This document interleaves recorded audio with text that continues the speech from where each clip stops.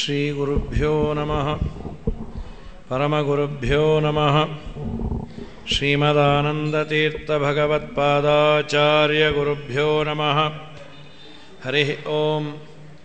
ಆಪಾದಮೌಲಿಪರ್ಯಂತಂ ಗುರುಣಾಮಾಕೃತಿಂ ಸ್ಮರೇತ್ ತೇನ ವಿಘ್ನಾಃ ಪ್ರಣಶ್ಯಂತಿ ಸಿದ್ಧ್ಯಂತಿ ಚ ಮನೋರಥಾಃ.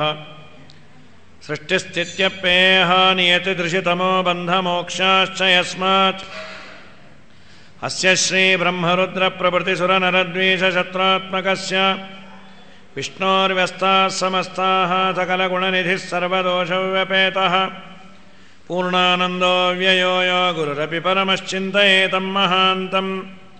ಜನ್ಮಾದ್ಯಸ್ಯ ಹೇತೋನ್ಮಯಾತಿತರತಶ್ಚಾರ್ಥೇ ಸ್ವವಿಘ್ನಸ್ವರಾಟ್ ತೇನೇ ಬ್ರಹ್ಮಹೃದಾಯಾದಿಕವಯೇ ಮುಖ್ಯಂತೆ ಯಂ ಸೂರಯಃ. ತೇಜೋ ವಾರಿಮೃದಾಂ ಯಥಾ ವಿನಿಮಯೋ ಯತ್ರ ತ್ರಿಸರ್ಗೋ ಮೃಷಾ ಧಾಮ್ನಾ ಸ್ವೇನ ಸದಾ ನಿರಸ್ತಕುಹಕಂ ಸತ್ಯಂ ಪರಂ ಧೀಮಹಿ ಅಭ್ರಮಂ ಭಂಗರಹಿತಂ ಅಜಡಂ ವಿಮಲಂ ಸದಾನಂದತೀರ್ಥಮತುಲಂ ಭಜೆ ತಾಪತ್ರಯಾಪಹಂ. ಪೂಜ್ಯಾಯ ರಾಘವೇಂದ್ರಾಯ ಸತ್ಯಧರ್ಮರತಾಯ ಚ ಭಜತಾಂ ಕಲ್ಪವೃಕ್ಷಾಯ ನಮತಾಂ ಕಾಮಧೇನವೇ. ಪೃಥ್ವೀಮಂಡಲಮಧ್ಯಸ್ಥಾಃ ಪೂರ್ಣಬೋಧಮತಾನುಗಾಃ ವೈಷ್ಣವಾಃ ವಿಷ್ಣುಹೃದಯಾಃ ತಾನ್ನಮಸ್ಯೆ ಗುರುನ್ಮಮ. ಯೋऽन्तಃಪ್ರವಿಶ್ಯ ಮಮ ವಾಚಮಿಮಾಂ ಪ್ರಸುಪ್ತಾಂ ಸಂಜೀವಯತ್ಯಖಿಲಶಕ್ತಿಧರಸ್ವಧಾಮ್ನಾ ಅನ್ಯಾಂಶ್ಚ ಹಸ್ತಚರಣಶ್ರವಣತ್ವಗಾದೀನ್ ಪ್ರಾಣಾನ್ ನಮೋ ಭಗವತೆ ಪುರುಷಾಯ ತುಭ್ಯಂ. ಸ್ವಸ್ತ್ಯಸ್ತ್ವಾಶೇಷಸತಾಂ ಅಖಿಲಸನ್ಮಂಗಲಾನಿ ಭವಂತು. ಸಮ್ಯಕ್ ಶ್ಲೋಕೈಕಶ್ರವಣಪಠನಮಾತ್ರೇಣ ವಕ್ತುಶ್ಚ ಶ್ರೋತॄಣಾಂ ನಿಖಿಲಕಲಿಗತಕಲ್ಮಷಾಪನೋದನಪಟುತಲೆ ಧರ್ಮಾದ್ಯಗಳ ಪುರುಷಾರ್ಥಸಾಧನೀಭೂತೆ. ಶ್ರೀಮದ್ಭಾಗವತ ಮಹಾಪುರಾಣೇ ಅದ್ಯ ಕಥಾ ಪ್ರಾರಂಭೆ ಸತಿ ಕಿಂಚಿತ್ ಪೂರ್ವಕಥಾನುವಾದಃ. ಸೂತರನ್ನು ಪ್ರಶ್ನೆ ಮಾಡಿದಾಗ ಮೊದಲು ಅವರು ತಮ್ಮ ಗುರುಗಳಾದಂತಹ ಶುಕರಿಗೆ ನಮಸ್ಕಾರವನ್ನು ಮಾಡಿ, ಯಾವ ಕೆಲಸವನ್ನು ಮಾಡುವುದರಿಂದ ದೇವರು ಪ್ರೀತನಾಗ್ತಾನೆ ಅಂತ ಮೊದಲನೇ ಪ್ರಶ್ನೆ. ಆಹೈತುಕ್ಯ ಅವ್ಯವಹಿತ ಏನ ಆತ್ಮ ಆಶು ಪ್ರಸೀದತಿ. ನಿತ್ಯದಲ್ಲಿ ದೇವರ ಆರಾಧನೆ ಮಾಡಿ ವಿಷಯ ಪದಾರ್ಥಗಳ ಆಸೆಯಿಂದ ಉಪದ್ರವದಿಂದ ತೊಂದರೆಯನ್ನು ಮಾಡಿಕೊಳ್ಳದೆ ದೇವರ ಆರಾಧನೆಯನ್ನು ಮತ್ತೆ ಮಾಡೋದು. ಅವ್ಯವಹಿತ, ವ್ಯವಧಾನ ಅಂದರೆ ಅಡೆತಡೆಗಳು. ಅಡೆತಡೆಗಳು ಬರೋದೇ ಲೌಕಿಕವಾಗಿ ನಾನು ಬಹಳ ದೊಡ್ಡದಾಗಿ ಬೆಳೀಬೇಕು ಅಂದಾಗ ಧಾರ್ಮಿಕ ಕ್ರಿಯೆಗಳ ಜೊತೆ ಕಾಂಪ್ರಮೈಸ್ ಮಾಡ್ಕೊಳ್ತೀವಿ. ಇದು ಸಾರ್ವಕಾಲಿಕ ಸತ್ಯ, ಓಪನ್ ಸೀಕ್ರೆಟ್. ಇದು ಭಾಗವತ ಹೇಳಿದ್ದು ದೇವರ ಪೂಜೆಗಾಗಿ ನೀನು ಲೌಕಿಕವನ್ನು ಬಿಡು ಅಂತ. ನಾವು ಲೌಕಿಕಕ್ಕಾಗಿ ದೇವರನ್ನು ಬೇಡ್ತೇವೆ, ಅಥವಾ ದೇವರನ್ನು ಬೇಡೋದಾದರೂ ಲೌಕಿಕಕ್ಕೆ ಬೇಡ್ತೇವೆ. ಇದೇ ವ್ಯತ್ಯಾಸ ಆಗಿರೋದು. ಅವ್ಯವಹಿತ ಏನ ಆತ್ಮ ಶುಪ್ರಸೀದತಿ, ದೇವರು ಒಲಿತಾನೆ. ಆಯ್ತು, ನೀವು ಹೇಳಿದಂತೆ ನಾನೆಲ್ಲ ಮಾಡಿದೆ. ಆದರೆ ನಾನು ಮಾಡಿದ್ದು ದೇವರಿಗೆ ಮುಟ್ತೋ ಇಲ್ಲೋ ಅಂತ ತಿಳಿಯೋದು ಹೇಗೆ ಅಂದರೆ, ದೇವರು ಒಂದು ಅಕ್ನಾಲೇಜ್ಮೆಂಟ್ ಕೊಡ್ತಾನಂತೆ. ಏನನ್ನ? ನೀನು ಮಾಡುವ ಸತ್ಕರ್ಮದಿಂದ ದೇವರು ಪ್ರೀತನಾಗಿದ್ದರೆ ಸ್ವಲ್ಪ ವೈರಾಗ್ಯ ಕೊಡ್ತಾನಂತೆ. ಭಯಪಡೋದು ಬೇಡ, ಚೂರೇ ಕೊಡ್ತಾನೆ. ನಾನೆಲ್ಲೋ ಪಾಠಕ್ಕೆ ಬರ್ತಾ ಇದ್ದೆ, ನಿಜವಾಗಲೂ ನಾನು ಓದುವ ಪಾಠ ದೇವರಿಗೆ ಇಷ್ಟ ಆಗಿದೆ, ಇವನು ಅದರಲ್ಲಿ ಮುಂದುವರಿಯಲಿ ಅನ್ನೋದಾದರೆ ನನಗೊಂದು ಭಾವನೆಯನ್ನು ದೇವರು ಕೊಡ್ತಾನೆ. ನಾನು 1 ಅವರ್ ಪಾಠಕ್ಕೆ ವಿನಿಯೋಗ ಮಾಡೋದು ಕಡಿಮೆ, ಇನ್ನೊಂದೆರಡು ತಾಸು ಮಾಡಬೇಕು ಅನ್ನೋ ಭಾವನೆಯನ್ನು ಕೊಡ್ತಾನಂತೆ. ಮಾಡೋದು ಬಿಡೋದು ಬೇರೆ, ಕಡೇ ಪಕ್ಷ ಮೆಂಟಲ್ ಸ್ಟೇಟಸ್ ಆದರೂ ಬಂದರೆ ಓಕೆ, ಅಡ್ರೆಸ್ಸು ಕರೆಕ್ಟಾಗಿದೆ ಅಂತ. ನೀನು ಯಾಕೆ ಪಾಠಕ್ಕೆ ಹೋಗ್ತಾ ಇದ್ದೆ? ಅಯ್ಯೋ ನನಗೂ ಬೇರೆ ದಿಕ್ಕಿಲ್ಲ, ಅವ್ರಿಗೂ ಬೇರೆ ಗತಿ ಇಲ್ಲ, ಏನೋ ಹೋಗ್ತಾ ಇದ್ದೇನೆ ಅಂತಾದರೆ ಅದು ರಾಂಗ್ ಅಡ್ರೆಸ್ಸು ಅಂತ. ಪಾಠ ಒಂದೇ ಅಲ್ಲ, ಪ್ರತಿಯೊಂದು. ಇಷ್ಟು ಹೇಳಿ, ಆದ್ದರಿಂದ ನಾನು ಮಾಡಿದ ಯಾವುದೇ ಕರ್ಮ ಅದಕ್ಕೆ ಭಗವಂತ ಪ್ರೀತನಾಗೋದು. ದೇವರು ಪ್ರೀತನಾಗಬೇಕಾದ್ರೆ ದೇವರ ಬಗ್ಗೆ ಮೊದಲು ಕೇಳು ಏನು ಅಂತ. ಶ್ರೋತವ್ಯ ಕೀರ್ತಿತವ್ಯಶ್ಚ ದೇಯ ಪೂಜ್ಯಶ್ಚ ನಿತ್ಯದ. ದೇವರ ಬಗ್ಗೆ ಕೇಳಲಿಕ್ಕೆ ಮನಸ್ಸು ಬರೋದು ಹೇಗೆ? ನಮ್ಮದು ಮೂಲ ಪ್ರಶ್ನೆ ಅಲ್ಲೇ ಇರೋದು.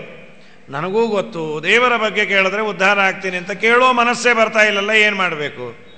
ಭಾಗವತ ಹೇಳ್ತಾ, ಹೌದು, ಎತ್ಕೋತಾನೆ ಎಲ್ಲರಿಗೂ ಶಾಸ್ತ್ರವನ್ನು ಅಧ್ಯಯನ ಮಾಡಿ ಆತ್ಮೋದ್ಧಾರ ಮಾಡಿಕೊಳ್ಳಬೇಕು ಅನ್ನೋ ಮನಸ್ಸು ಬರೋದಿಲ್ಲ. ಅದಕ್ಕೆ ಹಿರಿಯರ ಸೇವೆ ಮಾಡು, ನದ್ಯಾದಿಗಳಲ್ಲಿ ಸ್ನಾನವನ್ನು ಮಾಡು. ಫಿಸಿಕಲ್ನಾಗಿ ಮಾಡುವ ಕರ್ಮದಿಂದ ನೀನು ಮೆಂಟಲಿ ಪ್ರಿಪೇರ್ ಆಗ್ತೀಯನ್ನತ್. ದೊಡ್ಡವರ ಸೇವೆ ಮಾಡಿ ಅದರಿಂದ ಬಂದ ಪುಣ್ಯವನ್ನು ದೇವರಲ್ಲಿ ಪ್ರಾರ್ಥನೆ ಮಾಡು. ಇದು ಶಾಸ್ತ್ರಾಧ್ಯಯನಕ್ಕೆ ವಿನಿಯೋಗ ಆಗುವಂತೆ ಅನುಗ್ರಹ ಮಾಡು ಅಂತ. ಆಗ ದೇವರು ನಿನಗೆ ಅದನ್ನು ಒದಗಿಸ್ತಾನೆ ಅಂತ ಹೇಳಿ ನಂತರದಲ್ಲಿ ಜಗರಹೇ ಪೌರುಷಂ ರೂಪಂ, ದೇವರ ಕೆಲವು ಅವತಾರಗಳ ಬಗ್ಗೆ ಹೇಳ್ತಾರೆ. ಪುರುಷ ಅನ್ನೋ ಒಂದು ರೂಪವನ್ನು ದೇವರು ತೆಗೆದುಕೊಂಡ. ಅದಾದ ಮೇಲೆ ಬೇರೆ ಬೇರೆ ಅವತಾರಗಳು. ಇಲ್ಲೊಂದು ಕ್ಲಾರಿಫಿಕೇಶನನ್ನು ಆಚಾರ್ಯ ಕೊಡ್ತಾರೆ, ತುಂಬ ಅದ್ಭುತ. ಆಚಾರ್ಯರು ಹೇಳೋದೇನೆಂದರೆ, ದೇವರಿಗೂ ನಮಗೂ ಇರುವ, ನಾವು ಹುಟ್ಟುತ್ತೇವೆ, ದೇವರು ಹುಟ್ಟುತ್ತಾನೆ. ಆದರೆ ದೇವರದು ಹುಟ್ಟು ಅಂತಲ್ಲ, ಕಾಣದ ದೇವರು ಕಾಣಿಸಿಕೊಂಡ ಪ್ರಾದುರ್ಭಾವ ಅಂತ ಕರೀತಾರೆ. ಅವನು ಕಾಣದೇ ಹೋಗೋದು ಅಂತರ್ಧಾನ. ನಮ್ದು ಹಾಗಲ್ಲ. ಪಾಂಚಭೌತಿಕ ದೇಹವನ್ನು ಬಿಟ್ಟು ಹೋಗೋದು ಮರಣ, ಪಾಂಚಕ ಭೌತಿಕ ದೇಹದಿಂದ ಹುಟ್ಟೋದು. ದೇವರಿಗೆ ಪಂಚಭೂತಗಳ ಸಂಬಂಧ ಇಲ್ಲ, ಪಾಂಚಭೌತಿಕ ದೇಹ ಇಲ್ಲ, ಅಪ್ರಾಕೃತವಾದ ದೇಹ. ಹಾಗಾದರೆ ದೇವರು ಏನು? ಕಾಣಿಸಿಕೊಳ್ಳೋದು, ಅಂತರ್ಧಾನ ಆಗೋದು. ಅದರಲ್ಲಿ ಒಂದು ವ್ಯತ್ಯಾಸ ಇದೆ ಅಂತ ಈ ಪುರುಷ ರೂಪಕ್ಕೂ ಹಾಗೂ ರಾಮಕೃಷ್ಣಾದಿ ರೂಪಗಳಿಗೂ. ರಾಮಕೃಷ್ಣಾದಿ ರೂಪಗಳಿಂದ ದೇವರು ಕಾಣಿಸಿಕೊಳ್ಳೋದು ಪ್ರಾದುರ್ಭಾವ. ದೇವರು ಒಂದು ದಿನ ಅಂತರ್ಧಾನ ಆದ. ಯಾಕೆಂದರೆ ನೋಡೋರಿದ್ರು, ಪುರುಷ ರೂಪವನ್ನು ನೋಡೋರೇ ಇಲ್ಲ, ಇನ್ನೂ ಸೃಷ್ಟಿ ಆಗಬೇಕಾಗಿದೆ. ಹಾಗಾದರೆ ಅದರ ಪ್ರಾದುರ್ಭಾವವ? ಆಚಾರ್ಯರಂದರು ಅದರ ಪ್ರಾದುರ್ಭಾವ ಅಲ್ಲ. ಪ್ರಳಯ ಕಾಲದಲ್ಲಿ ಒಂದು ಕತ್ತಲಿನ ಆವರಣ ದೇವರ ಮೇಲೆ ಇರತ್ತಂತೆ. ಅದು ಅವನ ಇಚ್ಛೆಯಿಂದಲೇ ಹಾಕ್ಕೊಂಬೋದು. ಅದು ದೇವರನ್ನು ಮುಚ್ಚತ್ತೆ ಅಂತಲ್ಲ, ಮುಚ್ಚಿದ ಹಾಗೆ ಇರ್ತಾನೆ. ಆ ಆವರಣವನ್ನು ದೇವರು ಕಾಣದಂತೆ ಅದನ್ನು ದೂರ ಮಾಡಿಕೊಳ್ಳೋದೇ ಪುರುಷ ರೂಪದ ಅಭಿವ್ಯಕ್ತಿ. ಏಕೆಂದರೆ ಆಗ ನೋಡಲಿಕ್ಕೆ ಹೋದ ಅನ್ನಲಿಕ್ಕೆ ಯಾವ ಅಜ್ಞಜನರು ಇಲ್ಲೇ ಇಲ್ಲ. ಪುರುಷ ರೂಪಕ್ಕೂ ಇತರ ರೂಪಕ್ಕೂ ಇರುವ ವ್ಯತ್ಯಾಸ ಏನು ಅಂದರೆ, ಪುರುಷ ರೂಪ ತನ್ನ ಮೇಲೆ ಇರುವಂತಹ ಒಂದು ಆವರಣವನ್ನು ದೇವರು ಸರಿಸಿಕೊಳ್ಳೋದು. ಈ ರಾಮಕೃಷ್ಣಾದಿ ರೂಪಗಳು ಅಂದರೆ ಅಜ್ಞಜನರಿಗೆ ಕಾಣೋದು, ಕಾಣದೇ ಇರೋದು. ಆಗ ಯಾರಿಲ್ಲೇ ಇಲ್ಲ. ಆದ್ದರಿಂದ ಪುರುಷ ರೂಪದ ಬಗ್ಗೆ ಹೀಗೆ ತಿಳಿಯಿರಿ ಅಂಥೇಳಿ ಆಚಾರ್ಯರು ಅಭಿವ್ಯಕ್ತಿ ಅಂತ ಕರೀತಾರೆ. ಇದಾದ ಮೇಲೆ ಕುಮಾರ, ವರಾಹ, ಮಹಿದಾಸ, ನರನಾರಾಯಣ, ಕಪಿಲ, ದತ್ತಾತ್ರೇಯ, ಯಜ್ಞ, ಋಷಭ, ಪೃಥು ಅಂತ ಅವನಲ್ಲಿ ಆವೇಶ, ಇದೆಲ್ಲ ಹೇಳಿ ಏತೇ ಸ್ವಾಂಶಕಲಾ ಪ್ರೋಕ್ತಾ ಕೃಷ್ಣಸ್ತು ಭಗವಾನ್ ಸ್ವಯಂ ಅಂತ ಒಂದು ಮಾತಿದೆ. ಇವೆಲ್ಲವೂ ದೇವರ ಅಂಶ, ಕೃಷ್ಣ ಮಾತ್ರ ದೇವರು ಅಂತ. ಇದು ತುಂಬ ಅಡ್ಡದಾರಿ ಹಿಡಿಸೋದು. ಎಲ್ಲರೂ ಹಾಗೆ ವ್ಯಾಖ್ಯಾನ ಮಾಡಿದ್ದಾರೆ. ಏನು ಬೇರೆ ಬೇರೆ ವ್ಯಾಖ್ಯಾನಗಳು ಇಂತೆ ವಲ್ಲಭಾಚಾರ್ಯರು ಅಂತ, ಶ್ರೀಧರ ಸ್ವಾಮಿಗಳು ಎಲ್ಲರೂ ವ್ಯಾಖ್ಯಾನ ಮಾಡಿರೋದು ಹೇಗೆ ಅಂದರೆ, ಮೂಲ ರೂಪ ಒಂದು ಭಗವಂತಂದಿದೆ. ಅದು ಪೂರ್ಣ ಶಕ್ತಿ, ಯೋಗ್ಯತೆ ಎಲ್ಲವನ್ನ ಹೊಂದಿರೋದು. ಇನ್ನೆಲ್ಲ ಅವತಾರ ರೂಪಗಳಿದೆಯಲ್ಲ, ಅದು ಪೂರ್ಣ ಅಲ್ಲ. ಎಲ್ಲರೂ ಹೀಗೆ ವ್ಯಾಖ್ಯಾನ ಮಾಡಿದ್ದಾರೆ. ಆದರೆ ಬೃಹದಾರಣ್ಯಕ ಉಪನಿಷತ್ತು ಇವೆಲ್ಲ ಹೇಳುತ್ತೆ, ಪೂರ್ಣಮದ ಪೂರ್ಣಮಿದಂ ಪೂರ್ಣಾತ್ ಪೂರ್ಣಮುದಚ್ಯತೆ. ರಾಮಕೃಷ್ಣಾದಿ ರೂಪಗಳು, ದೇವರ ಅವತಾರ ರೂಪಗಳು ಎಲ್ಲವೂ ಪೂರ್ಣ ಅಂತ. ಅದಕ್ಕೆ ಆಚಾರ್ಯರು ಇಲ್ಲಿ ಮೇಲು ನೋಟಕ್ಕೆ ಹಾಗೆ ಇವೆಲ್ಲವೂ ಅಂಶ, ಕೃಷ್ಣ ಮಾತ್ರ ದೇವರು ಅಂತ. ಕೃಷ್ಣ ಇದಾನಲ್ಲ, ಅವನು ಮಾತ್ರ ದೇವರಂತ, ಅವನು ಮಾತ್ರ ಪೂರ್ಣ, ಇನ್ನೆಲ್ಲರೂ ಅಪೂರ್ಣ ಅಂತ ವ್ಯಾಖ್ಯಾನವನ್ನು ಮಾಡಿಟ್ಟಾರು ಆಚಾರ್ಯರು. ಅದರ ಬಗ್ಗೆ ಹೇಳ್ತಾ, ಹಾಗೆ ನೀವು ತಿಳಿಬೇಡ್ರಿಪ್ಪ, ಈ ಹಿಂದೆ ಹೇಳಿದ ಎಲ್ಲ ರೂಪಗಳೂ ಕೂಡ ಕೃಷ್ಣನೇ. ಕೃಷ್ಣನಿಗೂ ಮೂಲ ರೂಪಕ್ಕೂ ಈ ಅವತಾರ ರೂಪಕ್ಕೂ ಯಾವ ವ್ಯತ್ಯಾಸ ಇಲ್ಲ. ಏತೇ ಪ್ರೋಕ್ತಾ ಅವತಾರಾ ಮೂಲರೂಪಿ ಕೃಷ್ಣ ಸ್ವಯಮೇವ. ಚೂರು ವ್ಯತ್ಯಾಸ ತಿಳ್ಕೊಂಡ್ರು ಬಹಳ ದೊಡ್ಡ ದೋಷ ಇದೆ. ದೇವ್ರಿಗೇನು ಲಾಸ್ ಇಲ್ಲ.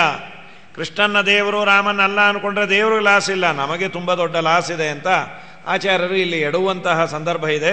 ಯಾಕಂದರೆ ಬೇರೆ ಬೇರೆ ವ್ಯಾಖ್ಯಾನ ಎಲ್ಲ ಹಾಗೆ ಇದೆ ಅನ್ನೋದಕ್ಕೆ ಅದನ್ನು ಆಚಾರ್ಯರು ತಿಳಿಸ್ತಾರೆ. ಇಂದ್ರಾದ್ಯ ಇಂದಾರಿ ವ್ಯಾಕುಲಂ ಲೋಕಂ ಮೃಡಯಂತಿ ಯುಗೆ ಯುಗೆ ಅಂತ.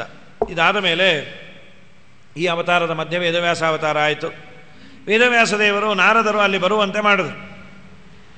ನಾರದರು ಬಂದಾಗ ಭಗವಂತ ಏನು ಮಾಡಿದ,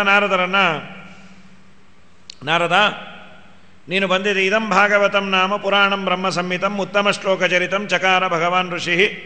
ವೇದವ್ಯಾಸ ದೇವರು ಭಾಗವತವನ್ನು ರಚನೆ ಮಾಡಿ ತನ್ನ ಮಗನಾದ ಇವ್ರಿಗೆ ಹೇಳಿದ್ರು, ಶುಕಾಚಾರ್ಯರಿಗೆ. ಅವ್ರು ಹೇಗಿದ್ದರು, ಭಾಗವತ ಅವ್ರ ಬಗ್ಗೆ ಒಂದು ಮಾತನ್ನು ಹೇಳ್ತು. ತದಿದಂ ಗ್ರಾಹಾಯಾಮಾಸ ಸೂತಂ ಆತ್ಮವತಾಂ ವರಂ ನಿಶ್ರೇಯಸಾಯ ಲೋಕಸ್ಯ ಧನ್ಯಂ ಸ್ವಸ್ಥನಯಂ ಮಹತೆ. ಅವನು ನಿರ್ವಿಕಲ್ಪಕ ಅಂತ. ನಿರ್ವಿಕಲ್ಪ ಅನ್ನೋದಕ್ಕೆ ಸಂಸ್ಕೃತದಲ್ಲಿರುವಂತಹ ವ್ಯಾಖ್ಯಾನ. ಇದು ನಂದು, ಇದು ಬೇರೆಯವರದು ಅನ್ನುವ ಜ್ಞಾನ ಇಲ್ಲ. ಎಲ್ಲವೂ ಒಂದೇ, ಬ್ರಹ್ಮವೇ, ಇನ್ನು ಮಿಕ್ಕಿದ್ದೆಲ್ಲ ಇಲ್ಲ, ಎಲ್ಲರಿಗೂ ಅಭೇದ, ನಾವು ನೀವು ಎಲ್ಲ ಒಂದೇ ಅನ್ನುವ ಜ್ಞಾನ ಇದ್ದ ಶುಕಾಚಾರ್ಯರಿಗೆ ಹೇಳಿದ್ರು ಅಂತ ಇದೆ. ಭಾಗವತ ಶ್ಲೋಕ ಎಷ್ಟು ಅಡ್ಡದಾರಿ ಹಿಡುತ್ತೆ. ನಾವು ಮಾತೆತ್ತಿದ್ರೆ ಪಂಚಭೇದ ತಾರತಮ್ಯ ಅಂತೀವಿ.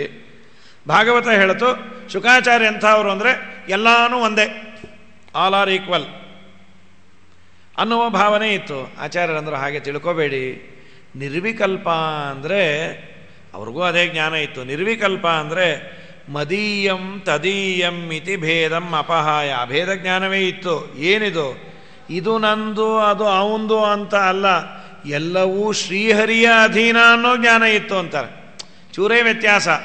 ಎಲ್ಲವೂ ಶ್ರೀಹರಿ ಅನ್ನೋದಕ್ಕೂ ಎಲ್ಲವೂ ಶ್ರೀಹರಿಯ ಅಧೀನ ಅನ್ನೋದಕ್ಕೂ ವ್ಯತ್ಯಾಸ ಇದೆ. ಶುಕಾಚಾರ್ಯರಿಗೆ ಜ್ಞಾನ ಇತ್ತು. ಏನಂತ? ಎಲ್ಲವೂ ಭಗವಂತನ ಅಧೀನ ಅಂತ ಉಪಾಸನೆ ಮಾಡುವ ಶುಕಾಚಾರ್ಯರಿಗೆ ಸಾಮ್ಯಮೀಶ್ವರ ರೂಪೇಶು, ಈಶ್ವರನ ರೂಪಗಳಲ್ಲಿ ಸಾಮ್ಯ, ಸರ್ವತ್ರ ತದಧೀನತಾಂ, ಎಲ್ಲವೂ ಅವನ ಅಧೀನ ಅಂತ ಯಾರು ತಿಳಿತಾರೆ ತುಂಬ ಪುಣ್ಯ ಇದೆಯಂತ್ರಿ. ಎಲ್ಲವೂ ಭಗವಂತನ ಅಧೀನ. ಈ ಅನುಸಂಧಾನ ಇದ್ದರೆ ನಮಗೆ ಸಮಸ್ಯೆನೂ ಕಮ್ಮಿ. ಯಾಕೆ ಅಂದರೆ ನಾ ಮಾಡಿದೆ ಅಂದರೆ ಬೇಜಾರು. ನಾನು ಯಾರು ಮಾಡಲಿಕ್ಕೆ? ಎಲ್ಲವೂ ಶ್ರೀಹರಿ ಮಾಡಿಸೋದು, ಅದು ವಸ್ತುಸ್ಥಿತಿ. ನಾನು ಅಸ್ವತಂತ್ರ. ನನ್ನಲ್ಲಿ ನಿಂತು ಶ್ರೀಹರಿ ಪ್ರೇರಣೆ ಮಾಡಿಸೋದು. ರೋಗವೋ ರುಜಿನವೋ ಶ್ರೀಮಂತಿಕೆಯೋ ಬಡತನವೋ ಅವನ ಇಚ್ಛೆ ಇದ್ದರೆ ಬರತ್ತೆ, ಇಲ್ಲ ಅಂದರೆ ಇಲ್ಲ. ಇದು ಪ್ರಾಮಾಣಿಕ ವಿಶ್ವಾಸ ಇದ್ದರೆ ಅವನಷ್ಟು ಸುಖಿ ಯಾರಿಲ್ಲ. ನಾನೇ ಮಾಡಿದೆ ಅಂದ್ಕೊಳ್ರಿ, ಬೇಜಾರಾಗತ್ತೆ. ಸ್ವಲ್ಪ ಯಾಮಾರ್ಬಿಟ್ಟೆ ರೀ, ಯಾಮಾರದೇ ಇದ್ದರೆ ಇಲ್ಲಿ 4 ಸೈಟ್ ಬಂದಿತ್ತು, ದುಡ್ಡು ಇತ್ತು, ಯಾಮಾರ್ಬಿಟ್ಟೆ. ದೇವರಂತ ನಿಂಗೆ ಯಾಮಾರಿಸ್ಬೇಕು ಅಂತಾನೆ ಮಾಡಿಸಿದ್ದು ಮಗನೇ ಅಂತ. ಇಲ್ಲ ಭಗವಂತನ ಇಚ್ಛೆ ಇರಲಿಲ್ಲ, ಆಗಲಿಲ್ಲ, ಇಷ್ಟಿದ್ರೆ ಸುಸೂತ್ರ. ಇಲ್ಲ ನಾನೇ ಯಾಮಾರದೆ ಅಂದರೆ ಯಾಮಾರ್ತಾನೇ ಇರ್ತೀವಿ. ಅದು ಅವರಿಗೆ ಆ ಜ್ಞಾನ ಐತಿ. ಎಲ್ಲವೂ ದೇವರದು. ನಂದೇನೋದೋ ಸ್ವಾಮಿ, ನಿಂದೇ ಇದೆಲ್ಲ, ನಂದನಂದನ ಗೋವಿಂದ ಅನ್ನೋ ಭಾವನೆ ಇತ್ತು ಅಂತ. ಇದಾದ ಮೇಲೆ ವೇದವ್ಯಾಸ ದೇವರು ನಾರದರು ಬರುವಂತೆ ಮಾಡ್ಯಾರ. ನಾರದ ಬಂದ ಕೂಡಲೇ, ನಾರದ ನಾನು ಏನೋ ಒಂದು ಬಿಟ್ಟೇನಿ. ಸ್ವಾಮಿ ನೀವು ಏನು ಬಿಟ್ಟೀರಿ? ಸರ್ವಜ್ಞರು, ನಿಮಗೆ ಗೊತ್ತಿಲ್ಲದೆ ಏನು? ಇಲ್ಲ ನೀನು ತುಂಬ ಬುದ್ಧಿವಂತ, ನೀ ಹೇಳು ಅಂದರು. ನಿಮಗೆ ಗೊತ್ತಿಲ್ಲದೆ ಇರೋದೇನು? ಎಲ್ಲರಿಗೂ ತಿಳಿಯುವ ಒಂದು ಭಾಷೆಯಲ್ಲಿ ನಿಮ್ಮ ಮಹಿಮೆಯನ್ನು ಪ್ರತಿಪಾದನೆ ಮಾಡಿರಿ. ಸಮಾಧಿ ಭಾಷೆ ಅಂತ ಕರೀತಾರೆ. ಭಾಷೆ 3. ಇದ್ಯಾವುದು ತಮಿಳು ತೆಲುಗು ಅಲ್ಲ. ದರ್ಶನ ಭಾಷೆ, ಗುಖ್ಯ ಭಾಷೆ, ಸಮಾಧಿ ಭಾಷೆ. ಗುಖ್ಯ ಭಾಷೆ ಅಂದರೆ ಮೇಲು ನೋಟಕ್ಕೆ ಒಂದು ಅರ್ಥ ಇರುತ್ತೆ, ಅದರ ಆಂತರ್ಯವೇ ಬೇರೆ ಇರುತ್ತೆ. ಕೇಶವಂ ಪತಿತಂ ದೃಷ್ಟ ಪಾಂಡವ ಹರ್ಷ ನಿರ್ಭೃತಾ ರುದಂತಿ ಕೌರವ ಸರ್ವೇ ಹಾ ಹಾ ಕೇಶವ ಕೇಶವ. ಕೇಶವ ಬಿದ್ದಿದ್ದು ನೋಡಿ ಪಾಂಡವರೆಲ್ಲ ತುಂಬ ಸಂತೋಷಪಟ್ಟರು, ಪಾಪ ಕೌರವರೆಲ್ಲ ತುಂಬ ಅತ್ತರು. ಎಂಥ ಅನ್ಯಾಯ ಇದು! ಕೃಷ್ಣ ಬಿದ್ದಿದ್ದು ನೋಡಿ ಪಾಂಡವರು ಕ್ಲಾಪ್ಸ್ ಹಾಕಿದ್ರಂತ. ಅಂತೂ ಒಂದ್ಸಲಿ ಬಿದ್ದ. ಮೇಲು ನೋಟಕ್ಕೆ ಈ ಅರ್ಥ. ಅದಕ್ಕೆ ಕೇಶವ ಅಲ್ಲ, ಕೇ ಶವಂ ಪತಿತಂ ದೃಷ್ಟ ಅಂದರು. ನೀರಿನಲ್ಲಿ ಒಂದು ಶವ ಬಿತ್ತಂತೆ. ಒಂದು ಯಾವುದೋ ಮೇಲೆ ಹಾರ್ತಾ ಇರೋ ಪ್ರಾಣಿ, ಕಾಗೆ, ಒಂದು ಮಾಂಸದ ತುಂಡನ್ನು ಕಚ್ಕೊಂಡು ಹೋಗ್ತಾ ಇತ್ತು. ಅದು ನೀರಲ್ಲಿ ಬಿದ್ದೋಯ್ತು. ಅದನ್ನು ಪಾಂಡವರೆಲ್ಲ ನೋಡಿದ್ರು. ಪಾಂಡವರು ಅಂದರೆ ಪಾಂಡ್ ಅಂದರೆ ಇಂಗ್ಲೀಷಲ್ಲಿ ಸರೋವರ ಅಲ್ಲ, ಅದು ಮೂಲತಃ ಸಂಸ್ಕೃತದ್ದು. ಪಾಂಡವರು ಅಂದರೆ ಜಲಚರಗಳು ಅಂತ, ಅದಕ್ಕೆ ಪಾಂಡ್ ಅಂತ ಆಯ್ತದು. ಎಲ್ಲ ಭಾಷೆಗೂ ಸಂಸ್ಕೃತವೇ ಮೂಲ ಅಂತ. ಹಾಗಾಗಿ ಪಾಂಡವ ಹರ್ಷ ನಿರ್ಭೃತ ಅಂದರೆ ಜಲಚರಗಳೆಲ್ಲ ಆನಂದಪಟ್ಟು, ಓ ಅನ್ಯಾಯ, ನಮ್ಗೆ ಅನಾಯಾಸ ಆಹಾರ ಸಿಕ್ತು ಅಂತ. ಕೌರವರೆಲ್ಲ ಬೇಜಾರು ಪಟ್ಕೊಂಡ್ರು. ಅಂದರೆ ಈ ಕೌರವರಲ್ಲ, ಕೌ ಕೌ ಇತಿ ರವಕರ್ತಾರ. ರವ ಅಂದರೆ ಶಬ್ದ. ಏನಂತ ಮಾಡುತ್ತೆ? ಕಾ ಕಾ ಕಾ ಅಂತ ಶಬ್ದ ಮಾಡೋ ಕಾಗೆಗಳೆಲ್ಲ ಬೇಜಾರು ಪಟ್ಕೊಂಡ್ರು ಅಂತ. ಅನ್ಯಾಯ, ಬಾಯಲ್ಲಿ ಸಿಕ್ಕಿದ್ದು ಕೆಳಗೆ ಬಿದ್ದೋಯ್ತೆ ಅಂತ ಬೇಜಾರು ಪಟ್ಕೊಂಡು. ಕೌರವರಲ್ಲ, ಕಾಗೆಗಳು ಬೇಜಾರು ಪಟ್ಕೊಂತು, ಜಲಚರಗಳು ಸಂತೋಷಪಟ್ಟು. ಇದು ಮೇಲು ನೋಟಕ್ಕಿರೋ ಅರ್ಥ ಗೊತ್ತೇ ಆಗಲ್ಲ. ಈ ಥರದ್ದು ಬೇಕಾದಷ್ಟು ಶ್ಲೋಕಗಳಿದೆ. ಭಾಗವತದಲ್ಲೂ ಆ ಥರದ ಮಾತಿದೆ. ಸ್ವಾಮಿ ದಯಮಾಡಿ ಗುಖ್ಯ ಭಾಷೆಯಲ್ಲಿ ಬರೀಬೇಡಿ. ಅಥವಾ ದರ್ಶನ ಭಾಷೆ ಅಂದರೆ ದರ್ಶನಗಳು ಅಂತ ಕರೀತಾರೆ ಶಾಸ್ತ್ರನ. ಜೈನ ದರ್ಶನ, ಬೌದ್ಧ ದರ್ಶನ, ಮಧ್ವ ದರ್ಶನ, ಶಾಂಕರ ದರ್ಶನ, ಅದ್ವೈತ ದರ್ಶನ, ದ್ವೈತ ದರ್ಶನ ಅಂತ ಆ ಶಾಸ್ತ್ರದಲ್ಲಿ ಹೇಳಿರೋದನ್ನು ಇಲ್ಲಿ ಹೇಳೋದು. ಟೀಕಾರಾಯರು ಏನು ಮಾಡ್ತಾರೆ, ಸುಧಾದಲ್ಲಿ ಬೇರೆ ಬೇರೆ ಗ್ರಂಥಗಳಲ್ಲಿ ಬೇರೆ ಬೇರೆಯವರು ದೇವರ ಬಗ್ಗೆ ಇಂಟರ್ಪ್ರಿಟೇಷನ್ ಏನು ಕೊಟ್ಟಿದ್ದಾರೆ ಅದನ್ನೆಲ್ಲ ಮಾಡ್ತಾರೆ. ಅದು ಹಿಂದೆ ಮುಂದೆ ನೋಡೋದೇ ಇದ್ರೆ ಏನಪ್ಪ ಟೀಕಾರಾಯರು ಹೀಗೆ ಮಾಡ್ಯಾರೆ ಅನಿಸತ್ತೆ. ಅದು ಅವರು ಹೇಳಿರೋದು, ಅವರ ಮತವನ್ನು ಅನುವಾದ ಮಾಡೋದು. ಈಗ ನೋಡಿ, ಯಾರನ್ನೋ ಒಬ್ಬನಿಗೆ ಕೊಟ್ಟು ಕಳಿಸ್ತೀವಿ, ನೋಡು ಅವನ ಹತ್ರ ದುಡ್ಡು ಇಸ್ಕೊಂಬ. ಇವನು ಹೋಗಿ ಕೇಳ್ತಾನೆ, ನಮ್ಮ ಯಜಮಾನ್ರು ಹೇಳಿದ್ರು ನೀವು ಬಡ್ಡಿನೇ 2 ತಿಂಗಳದ್ದು ಕೊಟ್ಟಿಲ್ಲಂತೆ. ಅವನು 1 ಗಂಟೆ ಬೈತಾನೆ, ನಿಮ್ಮ ಯಜಮಾನನಷ್ಟು ನೀಚ ಜಗತ್ತಲ್ಲೇ ಯಾರೂ ಇಲ್ಲ, ಮಹಾಪಾಪಿ. ಅವನ ಹತ್ರ ನೀ ಕೆಲಸ ಮಾಡ್ತಾ ಇದ್ದೀನಿ, ನಿಂಗೇನು ಕಾದಿದೆಯೋ ಏನೋ, ಹೋಗಿ ಹೇಳು. ಅವನು ಬಂದು ಹೇಳ್ತಾನೆ, ಯಜಮಾನ್ರೇ ನಿಮ್ಮಷ್ಟು ಪಾಪಿ ಜಗತ್ತಲ್ಲಿ ಯಾರೂ ಇಲ್ಲ, ನಿಮ್ಮ ಮುಖ ನೋಡಿದ್ರೆ ಸ್ನಾನ ಮಾಡಬೇಕಂತೆ, ನಿಮ್ಮಲ್ಲಿ ಕೆಲಸ ಮಾಡೋದು ನನ್ನ ಕರ್ಮ, ಏನೋ ಹೀಗೆಲ್ಲ ಅಂತ ಇದೆ. ಅವನಂದ, ಕಡೆಗೆ ಸೇರಿಸ್ಬಿಡೋದು. ಅವನು ಹೇಳಿದ್ದನ್ನು ನಾನು ಹೇಳೋದು, ಇದು ನಂದಲ್ಲ. ಅವನ ಅಭಿಪ್ರಾಯವೂ ಇರ್ಬೋದು, ಕೆಲವೆಲ್ಲ ಜಾಸ್ತಿ ಸೇರಿಸಿ ಅವನಂದ ಅಂತಾರೆ, ಒಗ್ಗರಣೆ ಹಾಕೋದು ಅಂತಾರಲ್ಲ. ಅಂತೂ ಇನ್ನೊಬ್ಬರು ಹೇಳಿದ್ದನ್ನು ಹೇಳೋದಿದೆಯಲ್ಲ, ಇದು ದರ್ಶನ ಭಾಷೆ. ಬೌದ್ಧ ದರ್ಶನ ಹೀಗೆ ಹೇಳುತ್ತೆ, ಚಾರ್ವಾಕರು ಹೀಗೆ ಹೇಳ್ತಾರೆ. ಅದು ನನ್ನ ಅಭಿಪ್ರಾಯ ಅಲ್ಲ, ಸರಿ ಇದ್ದರೆ ಸರಿ, ಇಲ್ಲ ಅಂದರೆ ಇಲ್ಲ ಅಂತ. ಪ್ರಕೃತದಲ್ಲಿ ದರ್ಶನ ಭಾಷೆ. ಇನ್ನು ಸಮಾಧಿ ಭಾಷೆ ಅಂದರೆ ತಿಳಿಯಾದ ಭಾಷೆ. ನಾಸ್ತ್ಯ ನಾರಾಯಣ ಸಮಂ ನ ಭೂತಂ ನ ಭವಿಷ್ಯತಿ ಏತೇನ ಸತ್ಯವಾಕ್ಯೇನ ಸರ್ವಾರ್ಥಾನ್ ಸಾಧಯಾಮ್ಯಹಂ. ಇದರ ಅರ್ಥ ಎಲ್ಲರಿಗೂ ಗೊತ್ತು, ಅಂದರೆ ಸುಲಭವಾದ ಅರ್ಥ. ನಾರಾಯಣನಿಗೆ ಸಮನಾದವರು ಯಾರೂ ಇಲ್ಲ. ಇದಕ್ಕೆ ಮಹಾ ಸಂಸ್ಕೃತದ ಅಧ್ಯಯನ, ಟಿಪ್ಪಣಿ, ಟೀಕೆ ಏನು ಬೇಡ. ತಿಳಿಯಾದ ಭಾಷೆ ಇನ್ನೊಬ್ಬರು ಹೇಳಿದ್ದು, ಇದ್ಯಾವುದೂ ಹೇಳದೆ ತಿಳಿಯಾದ ಭಾಷೆಯಲ್ಲಿ ರಚನೆ ಮಾಡಿರಿ, ಎಲ್ಲರಿಗೂ ಜ್ಞಾನ ಆಗಲಿ ದೇವರದು. ಅಲ್ಲೆಲ್ಲ ಸ್ವಲ್ಪ ಕಾನ್ವರ್ಸೇಷನ್ ಇದೆ. ನಮ್ಮ ಯಾದವಾರ್ಯರು ಬರೀತಾರೆ, ಹರಿಯಲ್ಲಿ ಭಕ್ತಿ ಬರಲಿ ಅಂತ ಒಂದು ಗ್ರಂಥ ಬರದೆ ಅಂತ ಇಟ್ಕೊಳ್ರಿ. ಓದಿ ಅದರಲ್ಲೇ ಆಸಕ್ತರಾಗಿ ಅವ್ರು ಮಾಡಬೇಕಾದ ಕರ್ಮವನ್ನು ಸ್ವಲ್ಪ ಬಿಟ್ಟುಬಿಟ್ರೆ, ಸಂಕೋಚ ಮಾಡಿದರೆ, ಹರಿಯಲ್ಲಿ ಭಕ್ತಿ ಬಂತಪ್ಪ, ಕರ್ಮಾಚರಣೆಯನ್ನು ಕಮ್ಮಿ ಮಾಡಿದ್ರು. ಆಗ ನಾವೇ ಕರ್ಮಾಚರಣೆಯನ್ನು ಕಮ್ಮಿ ಮಾಡಲಿಕ್ಕೆ ಒಂದು ಮಟೀರಿಯಲನ್ನು ತಯಾರು ಮಾಡಿಕೊಟ್ಟ ಪಾಪ ನಮಗೆ ಬರಲ್ವಾ? ಆದ್ದರಿಂದ ಸುಮ್ಮನಿರೋದು ಒಳ್ಳೆಯದಲ್ವಾ? ಹಾಗಲ್ಲ, ಇಷ್ಟೆಲ್ಲ ಕರ್ಮಾಚರಣೆಯನ್ನು ಮಾಡೋದೇ ಆ ದೇವರಲ್ಲಿ ಭಕ್ತಿ ಬರಲಿ ಅಂತ. ಸ್ನಾನ, ಸಂಧ್ಯಾವಂದನೆ, ದೇವರು, ಜಪ, ದಾನ, ಧರ್ಮ, ಇದರದೆಲ್ಲ ಗೋಲೇನು? ನನ್ನ ಮನಸ್ಸು ಪರಮಾತ್ಮನ ಪಾದಕಮಲಗಳಲ್ಲಿ ನೆಲೆ ನಿಲ್ಲಲಿ ಅಂತ. ಅದೇ ಬಂದ ಮೇಲೆ ಏನು ತೊಂದರೆ ಇಲ್ಲ, ರಚನೆ ಮಾಡಿರಿ. ಸರಿ, ಮುಂದೆಲ್ಲ ಕಲಿಯುಗ ಬರುತ್ತೆ, ಅಯೋಗ್ಯರೇ ಬಹಳ ಇದ್ದಾರೆ, ನಾನೊಂದು ಗ್ರಂಥವನ್ನು ರಚನೆ ಮಾಡಿ ಸಜ್ಜನರಿಗೆ ಅಂತ ಮಾಡಿಕೊಡೋದು. ಸಜ್ಜನರು ತುಂಬ ಕಮ್ಮಿ, ಓದೋರೇ ಇಲ್ಲದೆ ಇದ್ದರೆ ಏನು ಮಾಡೋದು? ಅದಕ್ಕೆ ಆ ಕಾಲದಲ್ಲಿ ಯಾವ ಜನ ಇರ್ತಾರೋ ಅವರಿಗೆ ಸೂಟ್ ಆಗೋ ಒಂದು ಗ್ರಂಥ ಬರೆದು ಬಿಡೋದು. ಕಲಿಯುಗದಲ್ಲಿ ಯಾರಿಗೂ ಮಡಿ ಮೇಲ್ಗೆ ಬೇಡ, ಮಡಿ ಮೇಲ್ಗೆ ಬಿಟ್ಟರೆ ಏನು ಪುಣ್ಯ ಅಂತ ಒಂದು ಟೈಟಲ್ ಕೊಡೋದು. ಏಕಾದಶಿ ಮಾಡೋದು ಎಲ್ಲರಿಗೂ ಕಷ್ಟ, ಏಕಾದಶಿ ಉದ್ಯಾಪನೆಯಿಂದ ಆಗುವ ಫಲ, ಹೀಗೆ ಒಂದೊಂದೇ ಗ್ರಂಥ ಬರೆಯೋದು. ಅದರಲ್ಲಿ ಮತ್ತೆ ಏಕಾದಶಿ ಚಪಾತಿ ತಿಂದರೆ ಹೋಮಾನ್ ಹೋಮ ಮಾಡಿದ ಪುಣ್ಯ, ಚಪಾತಿಗೆ ಸಾಗು ಚಟ್ನಿ ಎರಡೂ ಇದ್ದರೆ ಬೃಹತಿ ಸಹಸ್ರ ಯಾಗ ಮಾಡಿದ ಪುಣ್ಯ. ಹೀಗೊಂದು ಪುಸ್ತಕ ಬರೆದು ಬಿಟ್ಟರೆ ಹ್ಯಾರಿ ಪಾಟರ್ಕಿನ್ನ ಜಾಸ್ತಿ ಸೇಲ್ ಆಗುತ್ತದೆ, ರೀಪ್ರಿಂಟ್ ಆಗ್ತಾನೆ ಇರುತ್ತೆ. ಮಹಾನುಭಾವರು ನಮ್ಮ ಮುಂದಿನ ಪ್ರಕಟಣೆ, ಶ್ರಾದ್ದದ ಉದ್ಯಾಪನೆ, ಎಲ್ಲ ಉದ್ಯಾಪನೆ, ಏನೇನು ಮಾಡ್ತಾ ಇದ್ನೋ ಆಚಾರ ಎಲ್ಲ ಉದ್ಯಾಪನೆ ಮಾಡೋದು. ಅದಕ್ಕಂದ್ರು ಸ್ವಾಮಿ ಅದು ಮಾಡಬಾರ್ದು. ಧರ್ಮದ ಪೀಠದಲ್ಲಿ ಕೂತಿರುವ ವ್ಯಕ್ತಿ ಬೇಕಾದ್ದಾಗಲಿ ಯಾರಾದರೂ ಕೇಳಲಿಕ್ಕೆ ಬಂದಾಗ ನಿಷ್ಠುರ ಆದರೂ ಪರವಾಗಿಲ್ಲ, ಧರ್ಮ ಯಾವತ್ತೂ ನಿಷ್ಠುರವೇ, ಧರ್ಮ ಯಾವತ್ತೂ ನಿಷ್ಠುರವೇ. ಇವತ್ತು ಮಡಿ ಮೈಲಿಗೆ ಅಂದರೆ ನಿಷ್ಠುರವೇ. ನೀವು ಕಟ್ಟೆ ಮೇಲೆ ಬರಬೇಡಿ, ಅಲ್ಲಿ ಮಡಿ ಇದೆ, ಓ ಇವ್ರು ಮಾತ್ರ ಮಡಿನಾ, ಎಲ್ಲ ಗೊತ್ತು, ಇವ್ರ ಅಪ್ಪ ಗೊತ್ತು, ಇವ್ರ ತಾತ ಗೊತ್ತು, ಏನಾದರೂ ಅನ್ರಿ, ಮಡಿ ಅಂದರೆ ಮಡಿ. ಧರ್ಮ ಯಾವತ್ತೂ ನಿಷ್ಠುರವೇ ಅಂಥೇಳಿ ಜನ ಮೆಚ್ಚೋದಿಲ್ಲ ಅಂತ ಅಧರ್ಮವನ್ನೇ ಧರ್ಮದ ಕ್ಯಾಟಗರಿಯಲ್ಲಿ ಹಾಕಿಬಿಟ್ರೆ ಮೊದಲೇ ತೂಕುಡಿಸ್ತಾ ಇರ್ತೀವಿ. ಜುಗುಪ್ಸಿತಂ ಧರ್ಮ ಕೃತೇನು ಶಾಸನಂ ಸ್ವಭಾವ ರಕ್ತಸ್ಯ ಮಹಾನ್ವ್ಯತಿಕ್ರಮ ಯದ್ವಾಕ್ಯತೋ ಧರ್ಮ ಇತೀರಿತಸ್ಥಿತಂ ನ ಮನ್ಯತೆ ತಸ್ಯ ನಿವಾರಣಂ ಜನಃ. ಜುಗುಪ್ಸಿತಂ ಧರ್ಮ ಅಂದರೆ ಪ್ರವೃತ್ತ ಧರ್ಮ ಅಂತ ಬರೀತಾರೆ ಆಚಾರ್ಯರು. ಪುನಃ ಪುನಃ ಸಂಸಾರಕ್ಕೆ ಬರುವ ಧರ್ಮವನ್ನೇ ನಾವು ಹೇಳಿಬಿಟ್ರೆ. ಯಾರೋ ಒಬ್ಬ ಬಂದು ಕೇಳ್ದ, ಸ್ವಾಮಿ ಪ್ಯಾಂಟ್ ಹಾಕ್ಕೊಂಡು ಊಟ ಮಾಡ್ಬೋದಾ? ಓ ಮಾಡ್ಬೋದಪ್ಪ. ಅಲ್ಲ ಮತ್ತೆ ಪಾಪ ಕೇಳ್ದ ಅವನು, ಯಾವ ಋಷಿಮುನಿಗಳು ಪ್ಯಾಂಟ್ ಹಾಕ್ಕೊಂಡಿದ್ದಿಲ್ಲ, ಏನು ನಿಂಗೆ ಕಾಮನ್ ಸೆನ್ಸೇ ಇಲ್ಲಲ್ಲ, ಆಗಿನ್ನೂ ರೇಮಂಡ್ಸ್ ಕಂಪ್ನಿ ಇರಲಿಲ್ಲ, ಅದಕ್ಕೆ ಅವ್ರು ಹಾಕ್ಕೊಂಡಿಲ್ಲ. ಹೀಗೆ ಹೇಳಿ ಕಳಿಸಿದ್ರೆ ಶಿಷ್ಯರು ಕೇಳಿದ್ರು, ಸ್ವಾಮಿ ನಾವು ಊಟ ಪಂಚೆಯನ್ನು ಮಡಿ ಉಟ್ಕೊಳ್ಳದೆ ಇದ್ರೆ ಬೈತೀರಿ, ಅವನಿಗೆ ಮಾತ್ರ ಹಾಗೆ ಹೇಳಿದ್ರಿ. ಅವನು ಹೇಗೆ ನಾ ಹೇಳಿದ್ರು ಅವನೇನು ಕೇಳಲ್ಲ, ಅವನು ಕೇಳ್ತಾನೋ ಬಿಡ್ತಾನೋ, ಊದೋ ಶಂಕ ಊದು, ಮಹಾದೇವನ ಪೂಜೆ ಆಗತ್ತೋ ಬಿಡತ್ತೋ, ಹೇಳಿದ್ದಕ್ಕೆ ನಿನಗಂತೂ ಪುಣ್ಯ ದೇವರು ಕೊಡ್ತಾನೆ. ಇದು ಧರ್ಮ, ಇದು ಅಧರ್ಮ, ನೀ ಮಾಡೋದು ಬಿಡೋದು ನಿನ್ನ ಹಣೆ ಬರಹಪ್ಪ.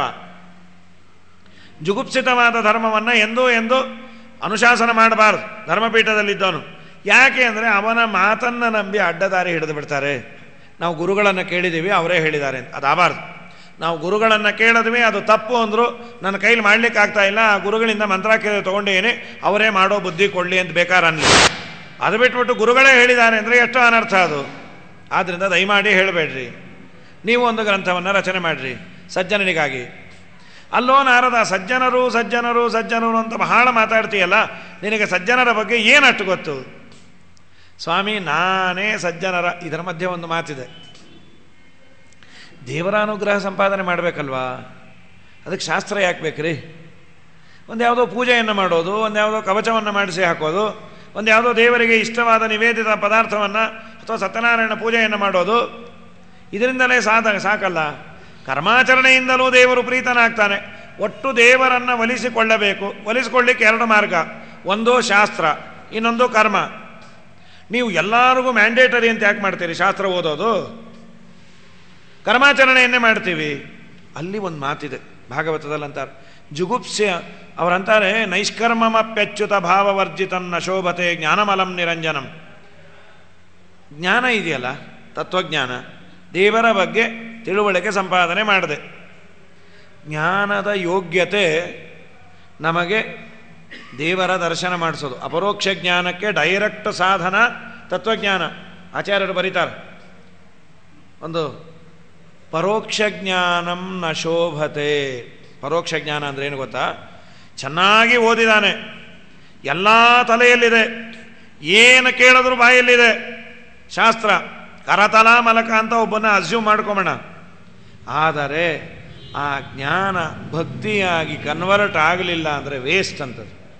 ಪರೋಕ್ಷ ಜ್ಞಾನಂ ನ ಶೋಭತೆ ಅಪರೋಕ್ಷ ಜ್ಞಾನಂ ಭಕ್ತಿಂಬಿನ ನೋತ್ಪದ್ಯತೆ. ದೇವರಲ್ಲಿ ಭಕ್ತಿ ಮಾಡುವವರೆಗೂ ಅಪರೋಕ್ಷ ಜ್ಞಾನ ಬರೋದಿಲ್ಲ. ಅಂದರೆ ಜ್ಞಾನ ದೇವರ ದರ್ಶನಕ್ಕೆ ಟಿಕೇಟು, ಅದರ ಹಣೆ ಬರಹವೇ. ಅದು ಭಕ್ತಿಯಾಗಿ ಕನ್ವರ್ಟ್ ಆಗಲಿಲ್ಲ ಅಂದರೆ ಪ್ರಯೋಜನ ಆಗೋದಿಲ್ಲ. ಇನ್ನು ಕರ್ಮ ಸಂಪಾದನೆ ಮಾಡಬೇಕಾದ್ರೆ ಲೋಪಗಳು ಜಾಸ್ತಿ. ಕರ್ಮ ಇದೆಯಲ್ಲ ತುಂಬ ಲೋಪ ಆಗತ್ತೆ. ಸರಿಯಾಗಿ ಕರ್ಮ ಮಾಡೋರು ಅಂದರೆ ವಾಯುದೇವರು ಬ್ರಹ್ಮದೇವರು ಮಾತ್ರ ಅಂತ. ನಾವೆಲ್ಲ ತುಂಬ ಲೋಪ ಮಾಡ್ತೀವಿ. ಅದಕ್ಕೆ ಅಚ್ಯುತಾಯ ನಮಃ ಅನಂತಾಯ ನಮಃ ಗೋವಿಂದಾಯ ನಮಃ ಹೇಳಲೇಬೇಕು. ಕೆಲವರು ಅದನ್ನೇ ಲೋಪ ಮಾಡಿಬಿಡ್ತಾರೆ, ಮಧ್ಯೆ ಮಂತ್ರ ಅಚ್ಯುತ, ಅದು ಮಧ್ಯದೆಲ್ಲ ಹಾರಿಸ್ಕೊಂಡು ಹೋಗೋದು. ಯಾಕೆ ಅಂದರೆ ಆಚಮನ ಇದೆ. ಒಂದು ಆಚಮನವನ್ನು ಮಾಡಬೇಕಾದರೆ ಆಚಮನದ ನೀರು ಉದ್ದಿನ ಕಾಳು ಮುಳುಗುವಷ್ಟಿರಬೇಕು ಅಂತ ಇದೆ. ನೀವೆಲ್ಲ ಕೇಳಿದಿರಿ. ಉದ್ದಿನ ಕಾಳಕ್ಕಿಂತ ಜಾಸ್ತಿ ಆದರೆ ರಕ್ತಪಾನ, ಕಮ್ಮಿ ಆದರೆ ಸುರಾಪಾನ. ಅಷ್ಟನ್ನೇ ಎಲ್ಲಿಟ್ಕೊಂಬೋದು? ಆಗೋದಿಲ್ಲ. ಇಷ್ಟೆಲ್ಲ ಪಾಪ ಬರೋದಕ್ಕಿಂತ ಆಚಮನ ಮಾಡೋದೇ ಬಿಡೋದೇ ಒಳ್ಳೆಯದು ಅಂತ ಒಬ್ಬ ಅದನ್ನು ಬಿಟ್ಬಿಟ್ಟ. ದೇವರಂತಾನೆ ಮಾಡು, ದೇವರನ್ನು ಬೇಡು. ತಪ್ಪನ್ನು ಮಾಡ್ತೀನಿ, ಅಪರಾಧ ಸಹಸ್ರಾಣಿ ಕ್ರಿಯಂತೆ ಅಹರ್ನಿಶಮ್ಮಯ ತಾನಿ ಸರ್ವಾಣಿ ಮೇದೇವ ಕ್ಷಮಸ್ವ ಪುರುಷೋತ್ತಮ ಅಂತ ಕೇಳು, ಕ್ಷಮಿಸ್ತಾನೆ. ಸರ್ವತಾ ಬಿಟ್ಟುಬಿಡಬೇಡ. ಹಾಗಾಗಿ ಕರ್ಮದಲ್ಲಿ ಮೈನಸ್ಗಳು ಜಾಸ್ತಿ. ಪೂರ್ಣ ಕರ್ಮವನ್ನೇ ಮಾಡಿ ದೇವರನ್ನು ಒಳಿಸ್ಕೊಳ್ತೀನಿ ಅನ್ನೋ ಎದೆಗಾರಿಕೆ ಯಾರಿಗಿಲ್ಲ. ಜ್ಞಾನ ಸಂಪಾದನೆ ಮಾಡು, ಅದು ಭಕ್ತಿಯಲ್ಲಿ ಕನ್ವರ್ಟ್ ಆಗಬೇಕು ಅಂಥೇಳಿ. ಸರಿ ಸ್ವಾಮಿ, ಈ ಸಜ್ಜನನ ಸಹವಾಸವನ್ನು ಮಾಡು ಅಂತೇಳಿ ಏನು ನಿನಗೆ ಅಷ್ಟು ಗೊತ್ತಿರೋದು? ನಾರದರು ತಮ್ಮ ವೃತ್ತಾಂತವನ್ನು ಹೇಳ್ತಾರೆ. ಅಹಂ ಪುರಾತೀತ ಭವೇ ಭವಂ ಮುನೆ ದಾಸ್ಯಾಸ್ತು ಕಸ್ಯಾಶ್ಚನ ವೇದವಾದಿನ. ನಾನು ಹಿಂದಿನ ಕಲ್ಪದಲ್ಲಿ, ಈಗ ನಡೀತಾ ಇರೋದು ಶ್ವೇತವರಾಹ ಕಲ್ಪ, ಇದರ ಹಿಂದಿಂದು ಪಾದ್ಮಕಲ್ಪ ಅಂತ. ಆಗ ನಾರದರು ಒಬ್ಬರ ಮನೆಯಲ್ಲಿ ಹುಟ್ಟಿದ್ರು, ಶೂದ್ರಳ ಮನೆಯಲ್ಲಿ. ನಾರದರ ಊರಿಗೆ ಯತಿಗಳು ಬಂದ್ರಂತೆ ಚಾತುರ್ಮಾಸ್ಯ ಕೊಡ್ಲಿಕ್ಕೆ. ಮಳೆಗಾಲದಲ್ಲಿ ಯತಿಗಳು ಓಡಾಡಬಾರ್ದು, ಪ್ರಾಣಿ ಹಿಂಸೆ ಆಗಬಾರ್ದು ಅಂತ. ಮಳೆಗಾಲದಲ್ಲಿ ಯಾವುದಾವುದೋ ಸಣ್ಣ ಪುಟ್ಟ ಕ್ರಿಮಿ ಕೀಟ ಎಲ್ಲ ಹುಟ್ಟತ್ತಲ್ಲ, ಅದರ ಮೇಲೆ ಕಾಲಿಡಬಾರ್ದು ಅಂತ ನಡಿಬಾರ್ದು. ಚಾತುರ್ಮಾಸ್ಯದ ಪ್ರಧಾನವಾದ ಉದ್ದೇಶ ಏನು ಅಂದರೆ, ಮಳೆಗಾಲದಲ್ಲಿ ಯತಿಗಳು ಓಡಾಡಿದರೆ ಪ್ರಾಣಿ ಹಿಂಸೆ ಆಗತ್ತೆ, ಅದಕ್ಕೆ ಓಡಾಡಬಾರ್ದು ಅಂತ. ಆ್ಯಕ್ಚುಯಲ್ ಆಗಿ ಒಂದು ರೂಮಲ್ಲೇ ಕೂತಿರ್ಬೇಕಂತವ್ರು. ಜೈನರು ತುಂಬ ಮಾಡ್ತಾರೆ ಅದನ್ನು. ಅವರು ಅಹಿಂಸಾ ಪರಮೋ ಧರ್ಮ ಅಂಥೇಳಿ ಒಂದು ರೂಮಲ್ಲೇ ಎಲ್ಲ ಅವ್ರದ್ದು ಪೂಜೆ ಪುರಸ್ಕಾರ ಎಲ್ಲವೂ ಅಲ್ಲೇ. ತುಂಬ ಕಷ್ಟ ಅದು. ಯತಿಗಳು ನೋಡ್ಕೊಂಡು ಓಡಾಡ್ತಾರೆ, ಅನುಗ್ರಹ ಮಾಡಬೇಕಲ್ಲ. ಇವರೆಲ್ಲ ಪೀಠಾಧಿಪತಿಗಳು, ಚಕ್ರವರ್ತಿಗಳಿದ್ದ ಹಾಗೆ. ಚಾತುರ್ಮಾಸ್ಯವನ್ನು ಕೊಡ್ತಾರೆ. ನಾರದರ ಊರಿನಲ್ಲಿ ಕೂತರು. ನಾರದರ ಅಮ್ಮ ಹೇಳಿದ್ಲು, ಹೋಗಿ ಅವ್ರ ಸೇವಾ ಮಾಡು. ಅಮ್ಮ, ನಾನು 5 ವರ್ಷದ ಕೂಸು ಏನು ಸೇವಾ ಮಾಡ್ತೇನೆ? ನೀವು ಹೋಗಿ ಅವ್ರು ಏನು ಹೇಳ್ತಾರೋ ಆ ಕೆಲಸ ಮಾಡು ಮಹಾರಾಯ. ಈಗ ಮಡಿವಂತರ ಮನೇಲಿ ಒಬ್ಬರು ಮೈಲಿಗೆ ಕೆಲಸದವ್ರು ಇದ್ದರೆ ಅನುಕೂಲ, ಇಲ್ಲಾಂದ್ರೆ ತುಂಬ ಕಷ್ಟ. ಇಬ್ಬರು ಸ್ನಾನ ಮಾಡಿ ಕೂತ್ಬಿಟ್ಟಿರ್ತಾರೆ ಕೆಲವ್ರ ಮನೇಲಿ, ಅಲ್ಲಿ ಯಾರಿರಲ್ಲ, ಮೈಲಿಗೆ ಕಡೆ ಏನೋ ಬೇಕಾಗತ್ತೆ ಅರ್ಜೆಂಟಾಗಿ. ಒಗ್ಗರಣೆ ಹಾಕಬೇಕು, ಹಸಿಮೆಣಸಿನಕಾಯಿ ಫ್ರಿಡ್ಜಲ್ಲಿರುತ್ತೆ, ಏನು ಮಾಡಬೇಕು, ಮುಟ್ಟೋ ಹಾಗಿಲ್ಲ ಬಿಡೋ ಹಾಗಿಲ್ಲ. ಸರಿ ಹಾಳಾಗಿ ಹೋಗಲಿ ಅಂತ ಅವ್ರು ಏನು ಮಾಡಿದ್ರು, ಫ್ರಿಡ್ಜಿಗೆ ಒಂದು ಇದನ್ನು ಸುತ್ತಬಿಟ್ರು, ಹ್ಯಾಂಡಲ್ಗೆ ಕೃಷ್ಣಾಜನ ಸುತ್ತಿ 2 ಗ್ಲೌಸ್ ಮಾಡಿಸ್ಕೊಂಡ್ರು, ಧಾವಳಿದು. ಅದನ್ನೇ ತೆಗೆದುಕೊಂಡು ನಾವು ಮಡಿಯಲೇ ತೊಗೊತೀವಿ ಅಂಥೇಳಿ ಹಸಿಮೆಣಸಿನಕಾಯಿ ಮಾತ್ರ, ಅದು ತೊಟ್ಟನ್ನು ಮಾತ್ರ ತೊಗೋತಾರಂತೆ, ಮುಟ್ಟಿದ್ರೆ ಮೈಲಿಗೆ ಇಲ್ಲ ಅಂತ. ಏನೇನೋ ನಮ್ಮದೇ ಮಾಡ್ಕೊಂಡಿದ್ದೀವಿ ಅಂತ ಒಬ್ಬರು ಬೇಕಾಗ. ಅದಕ್ಕೇ ಅಲ್ಲಿ ಹೋಗು. ನಾರದರು ಬಂದರು, ದಿನ ಅವರು ಕೊಡೋ ಉಚ್ಚಿಷ್ಟವನ್ನು ಭೋಜನ ಮಾಡೋರು ಎಂಜಲ್ಗೋಮ ಮಾಡೋರಂತ. ಯಾದವಾರ್ಯರು ಬರೀತಾರೆ, ಇಲ್ಲೊಂದು ಮಾತಿದೆ ಏನಂದರೆ, ನಾರದರು ಎಂಜಲ್ಗೋಮ ಮಾಡಿದ್ದಕ್ಕೆ ಅವ್ರಿಗೆ ಒಳ್ಳೆಯದಾಯಿತು ಅಂತ ಹೇಳಬೇಕು. ಒಳ್ಳೆಯದಾಯಿತು ಅಂತ ಭೂತಕಾಲದ ಕ್ರಿಯಾಪದವನ್ನು ಬಳಸೋದ್ರ ಬದಲು ಒಳ್ಳೆಯದಾಗತ್ತೆ ವರ್ತಮಾನದ ಬಳಸ್ಯಾರ. ಯಾಕೆ ವೇದವ್ಯಾಸ ದೇವರಿಗೆ ವರ್ತಮಾನ ಯಾವುದು ಭೂತಕಾಲ ಯಾವುದು ಗೊತ್ತಾಗಲ್ವಾ? ಅವರು ಅಂದರು, ನಾರದರು ಅವತ್ತು ಎಂಜಲಗೋಮ ಮಾಡಿದ್ದರಿಂದ ಅವರಿಗೆ ಸದ್ಗತಿ ಆಯಿತು ಅಂತಲ್ಲ, ನೀವು ಇವತ್ತು ಜ್ಞಾನಿಗಳ ಎಂಜಲಗೋಮವನ್ನು ಮಾಡಿದರೂ ಅದೇ ಜನ್ಮದಲ್ಲೇ ದೇವರು ತತ್ವಜ್ಞಾನವನ್ನು ಕೊಡ್ತಾನಂತೆ. ಯಾರಾದರೂ ಯೋಗ್ಯರು ಭೋಜನ ಮಾಡಿದ ಒಂದು ಎಂಜಲನ್ನು ತೆಗೆದರೆ, ಹಿಂದೆಲ್ಲ ಸಂಪ್ರದಾಯ ಇತ್ತು, ಎಲೆಗೋಮಕ್ಕೆ ಫೈಟಿಂಗ್ ಆಡೋರು, ನಾ ಮಾಡ್ತೀನಿ ಅಂತ. ಈಗೆಲ್ಲ ಬಿಟ್ಬಿಟ್ಟು ನೀವೇ ತೊಗೊಳ್ಳಿ ಪುಣ್ಯ, ನಾವು ನಿಸ್ವಾರ್ಥಿಗಳು ಅಂತ. ಹಾಗಾಗಿ ಹಿಂದೆಲ್ಲ ಇರೋದ್ರಿ ಎಲೆಗೋಮಕ್ಕೆ ಎಷ್ಟು ಫೈಟಿಂಗ್ ಆಡೋರು. ಅಂತೂ ಯೋಗ್ಯರ ಎಂಜಲಗೋಮವನ್ನು ಮಾಡಿದರೆ ತುಂಬ ಪುಣ್ಯ ಅಂತ ಹೇಳ್ತಾರೆ. ಅದಕ್ಕೆ ಕೃಷ್ಣ ಮಾಡಿ ತೋರಿಸ್ದ, ಅವನಿಗೇನು ಬೇಕಾಗಿಲ್ಲ. ಯಾದವಾರ್ಯರು ಆ ಮಾತನ್ನು ಬರೀತಾರೆ. ಸ್ವಾಮಿ, ನಾನು ಉಚ್ಚಿಷ್ಟ ಲೇಪಾನ್ ಅನುಮೋದಿತೋ ದ್ವಿಜೈ ಸತ್ಕೃತ್ಸ ಭುಂಜೆ ತದಪಾಸ್ತ ಕಿಲ್ಬಿಷಃ ಏವಂ ಪ್ರವೃತ್ತಸ್ಯ ವಿಶುದ್ಧಚೇತಸಸ್ತದ್ಧರ್ಮ ಏವ ಆತ್ಮರುಚಿ ಪ್ರಜಾಯತೆ. ಅವನಿಗೆ ದೇವರಲ್ಲಿ ಭಕ್ತಿ ಪ್ರಜಾಯತೆ, ಹುಟ್ಟತ್ತೆ ಅಲ್ಲ ಹುಟ್ಟಿತು. ಅದು ಪ್ರಜಾಯತೆ ಅನ್ನುವ ಕ್ರಿಯಾಪದವನ್ನು ಯಾಕೆ ಬಳಸೋದ್ರು ಅಂದರೆ ಯಾದವಾರ್ಯರು ಬರೆಯೋದು, ಇದೇ ಜನ್ಮದಲ್ಲೇ ಅವರಿಗೆ ಒಳ್ಳೆಯದಾಗತ್ತೆ ಅಂತ. ಆದಮೇಲೆ ಅವರೆಲ್ಲ ಹೊಟ್ಟೋದ್ರು, ದೇವರ ಬಗ್ಗೆ ಧ್ಯಾನ ಮಾಡೋ ಕ್ರಮವನ್ನು ಹೇಳಿ ಹೊಟ್ಟೋದ್ರು. ನಾರದರಿಗೆ ಉಪದೇಶ ಮಾಡಿ, ಚೂರು ಜಾಸ್ತಿ ಮಾಡಿಲ್ಲ. ಅವರ ಅಮ್ಮ ಒಬ್ಬಳು ಹಾವು ಕಚ್ಚಿ ಸತ್ತೋದ್ಲು. ನಾರದರು ಕಾಡು ಮೇಡು ಅಲಿತಾ ಬಂದು ಯಾರೇ ಇದ್ದಕ್ಕಿದ್ದ ಹಾಗೆ ಅವರಿಗೆ ಅವರು ಹೇಳಿದ ದೇವರ ಚಿಂತನೆ ಮಾಡ್ತಾ ದರ್ಶನ ಆಯಿತು ಹೃದಯದಲ್ಲಿ. ಅದು ಮಿಂಚಿನಂತೆ ಆಗತ್ತಂತ್ರಿ. ತಡಿತ್ ಕೋಟಿ ನಿಬ ಕಾಯೋ ಜಗನ್ನಾಥ ವಿಠಲಯ್ಯ ವಿಠಲಯ್ಯ ಅಂತಾರೆ. ತಕ್ಷಣ ಅಳ್ತಾ ಕೂತು, ನಾ ಇನ್ನೂ ನೋಡಬೇಕು. ಈ ಜನ್ಮದಲ್ಲಿ ನೋಡೋ ಭಾಗ್ಯ ಇಲ್ಲ, ಮುಂದಿನ ಜನ್ಮದಲ್ಲಿ ಒಳ್ಳೆಯವರ ಮನೆಯಲ್ಲಿ ಹುಟ್ಟು ಅಂತ. ನಾರದರಂತಾರೆ, 5 ವರ್ಷದ ಮಗು, ಯಾವ ತರಹದ ತಿಳುವಳಿಕೆ ಇಲ್ಲ, ಆಗ ಎಂಜಲಗೋಮ ಮಾಡಿ ಅವರು ಕೊಟ್ಟಿದ್ದು ತಿಂದದ್ದಕ್ಕೆ ಉದ್ಧಾರ ಆದೆ. ಸರಿಯಾದ ರೀತಿಯಲ್ಲಿ ಸಜ್ಜನರನ್ನು ಸಹವಾಸ ಮಾಡಿ ಸೇವಾ ಮಾಡಿದ್ರೆ ಉದ್ಧಾರ ಆಗದೇ ಇರ್ತೀವ. ಆದ್ದರಿಂದ ಸಜ್ಜನರ ಬಗ್ಗೆ ನಂಗೆ ಗೊತ್ತು. ಅಚ್ಚುತಂಗ್ರಿ ನಿಟ್ಟರಾಯ ದ್ರಚ್ಚಲಾಭ ತುಷ್ಟರ ನಿಶ್ಚಯಾತ್ಮಕ ಜ್ಞಾನ ಉಳ್ಳ ಅಚ್ಚ ಭಾಗವತರ ಸಂಗವಾಗಲಿ ಸಾಧು ಸಂಗವಾಗಲಿ ಸಂಗದಿಂದ ಲಿಂಗ ದೇಹ ಭಂಗವಾಗಲಿ ತಂತ್ರಸಾರ ಅಟ್ಟಮ ಮಂತ್ರ ಪರಿಪೂರ್ಣ ಸ್ನೇಹ ಯಂತ್ರದಿಂದ ಜಗತ್ಸ್ವಾತಂತ್ರನ ಗುರಿ ಮಾಡುವವರ ಸಂಗವಾಗಲಿ ಸಾಧು ಸಂಗವಾಗಲಿ ಸಂಗದಿಂದ ಲಿಂಗ ದೇಹ ಭಂಗವಾಗಲಿ. ಹಾಗಾಗಿ ದೇವರ ಅನುಗ್ರಹ ಆಗಬೇಕು ಅಂತಂದರೆ ಸಜ್ಜನರ ಸಹವಾಸ ಮೊದಲನೇದಂತೆ. ಆದ್ದರಿಂದ ಸಜ್ಜನರ ಸಹವಾಸವನ್ನು ನಾನು ಮಾಡಿ ಉದ್ಧಾರ ಆಗಿದ್ದೇನೆ. 4 ಶ್ಲೋಕವನ್ನು ಉಪದೇಶ ಮಾಡಿದ್ರು ಅಂತಿದೆ. ಉಪದೇಶ ಅಲ್ಲ, ವೇದವ್ಯಾಸ ದೇವರಿಗೇನು ಉಪದೇಶ. ನಾರದರಿಗೆ ಬ್ರಹ್ಮದೇವರು 4 ಶ್ಲೋಕ ಉಪದೇಶ ಮಾಡಿದ್ರು. ಆ 4 ಶ್ಲೋಕವನ್ನು ನಾರದರು ಬ್ರಹ್ಮದೇವರ ಮುಂದೆ ಪಾರಾಯಣ ಮಾಡಿ ಮುಂದೆ ಹೋದರು. ಅದನ್ನೇ ವೇದವ್ಯಾಸ ದೇವರು ಪ್ರಧಾನವಾಗಿಟ್ಟುಕೊಂಡು ವಿಸ್ತಾರವಾಗಿ ಬರೋದು. ಶಮ್ಯಾಪ್ರಾಸ ಅಂತ. ಶಮ್ಯಾಪ್ರಾಸ ಅಂದರೆ ಒಂದು ಕಟ್ಟಿಗೆ ಅಂತದು, ಆಚಾರ್ಯರು ಬರೀತಾರೆ. ಒಂದು ಗಧೆ ರೂಪದ್ದು 36 ಅಂಗುಲ ಅಂದರೆ 3 ಅಡಿದು ಖದಿರ ವೃಕ್ಷದಿಂದ ಮಾಡಿದ್ದಂತೆ. ಅದನ್ನು ಬಿಸಾಕ್ತಾರಂತೆ. ಅದು ಯಾವ ಭೂಮಿಯಲ್ಲಿ ಬೀಳತ್ತೆ ಆ ಭೂಮಿಯಲ್ಲಿ ಯಜ್ಞವನ್ನು ಮಾಡುವ ಯಜ್ಞಶಾಲೆಗೆ ಶಮ್ಯಾಪ್ರಾಸ ಅಂತ ಕರೀತಾರೆ. ವೇದವ್ಯಾಸ ದೇವರ ಆ ಮನೆಗೆ ಶಮ್ಯಾಪ್ರಾಸ ಅಂತ ಯಾಕೆ ಹೆಸರು ಬಂತು ಅಂದರೆ ಅನೇಕ ಯಜ್ಞಗಳು ಆಗಿತ್ತು. ಏನು ಬಂಗಲೆ ಅಲ್ಲ ರೀ, ಜಗತ್ಕರ್ತ ಬದರಿಯಲ್ಲಿ ಇವತ್ತೂ ಇದೆ, ಪುಟ್ಟ ಗುಹೆ, ಇಬ್ಬರು ಕೂತ್ಕೋಬೋದಷ್ಟೇ. ಅದು ತನ್ನ ಮನೆ ಮಾಡಿಕೊಂಡಿದ್ದ ದೇವರು ವೇದವ್ಯಾಸ ದೇವರು. ವೇದವ್ಯಾಸ ದೇವರು ಶಮ್ಯಾಪ್ರಾಸದಲ್ಲಿ ಇದ್ದು ಆ ಭಾಗವತವನ್ನು ರಚನೆ ಮಾಡಬೇಕು.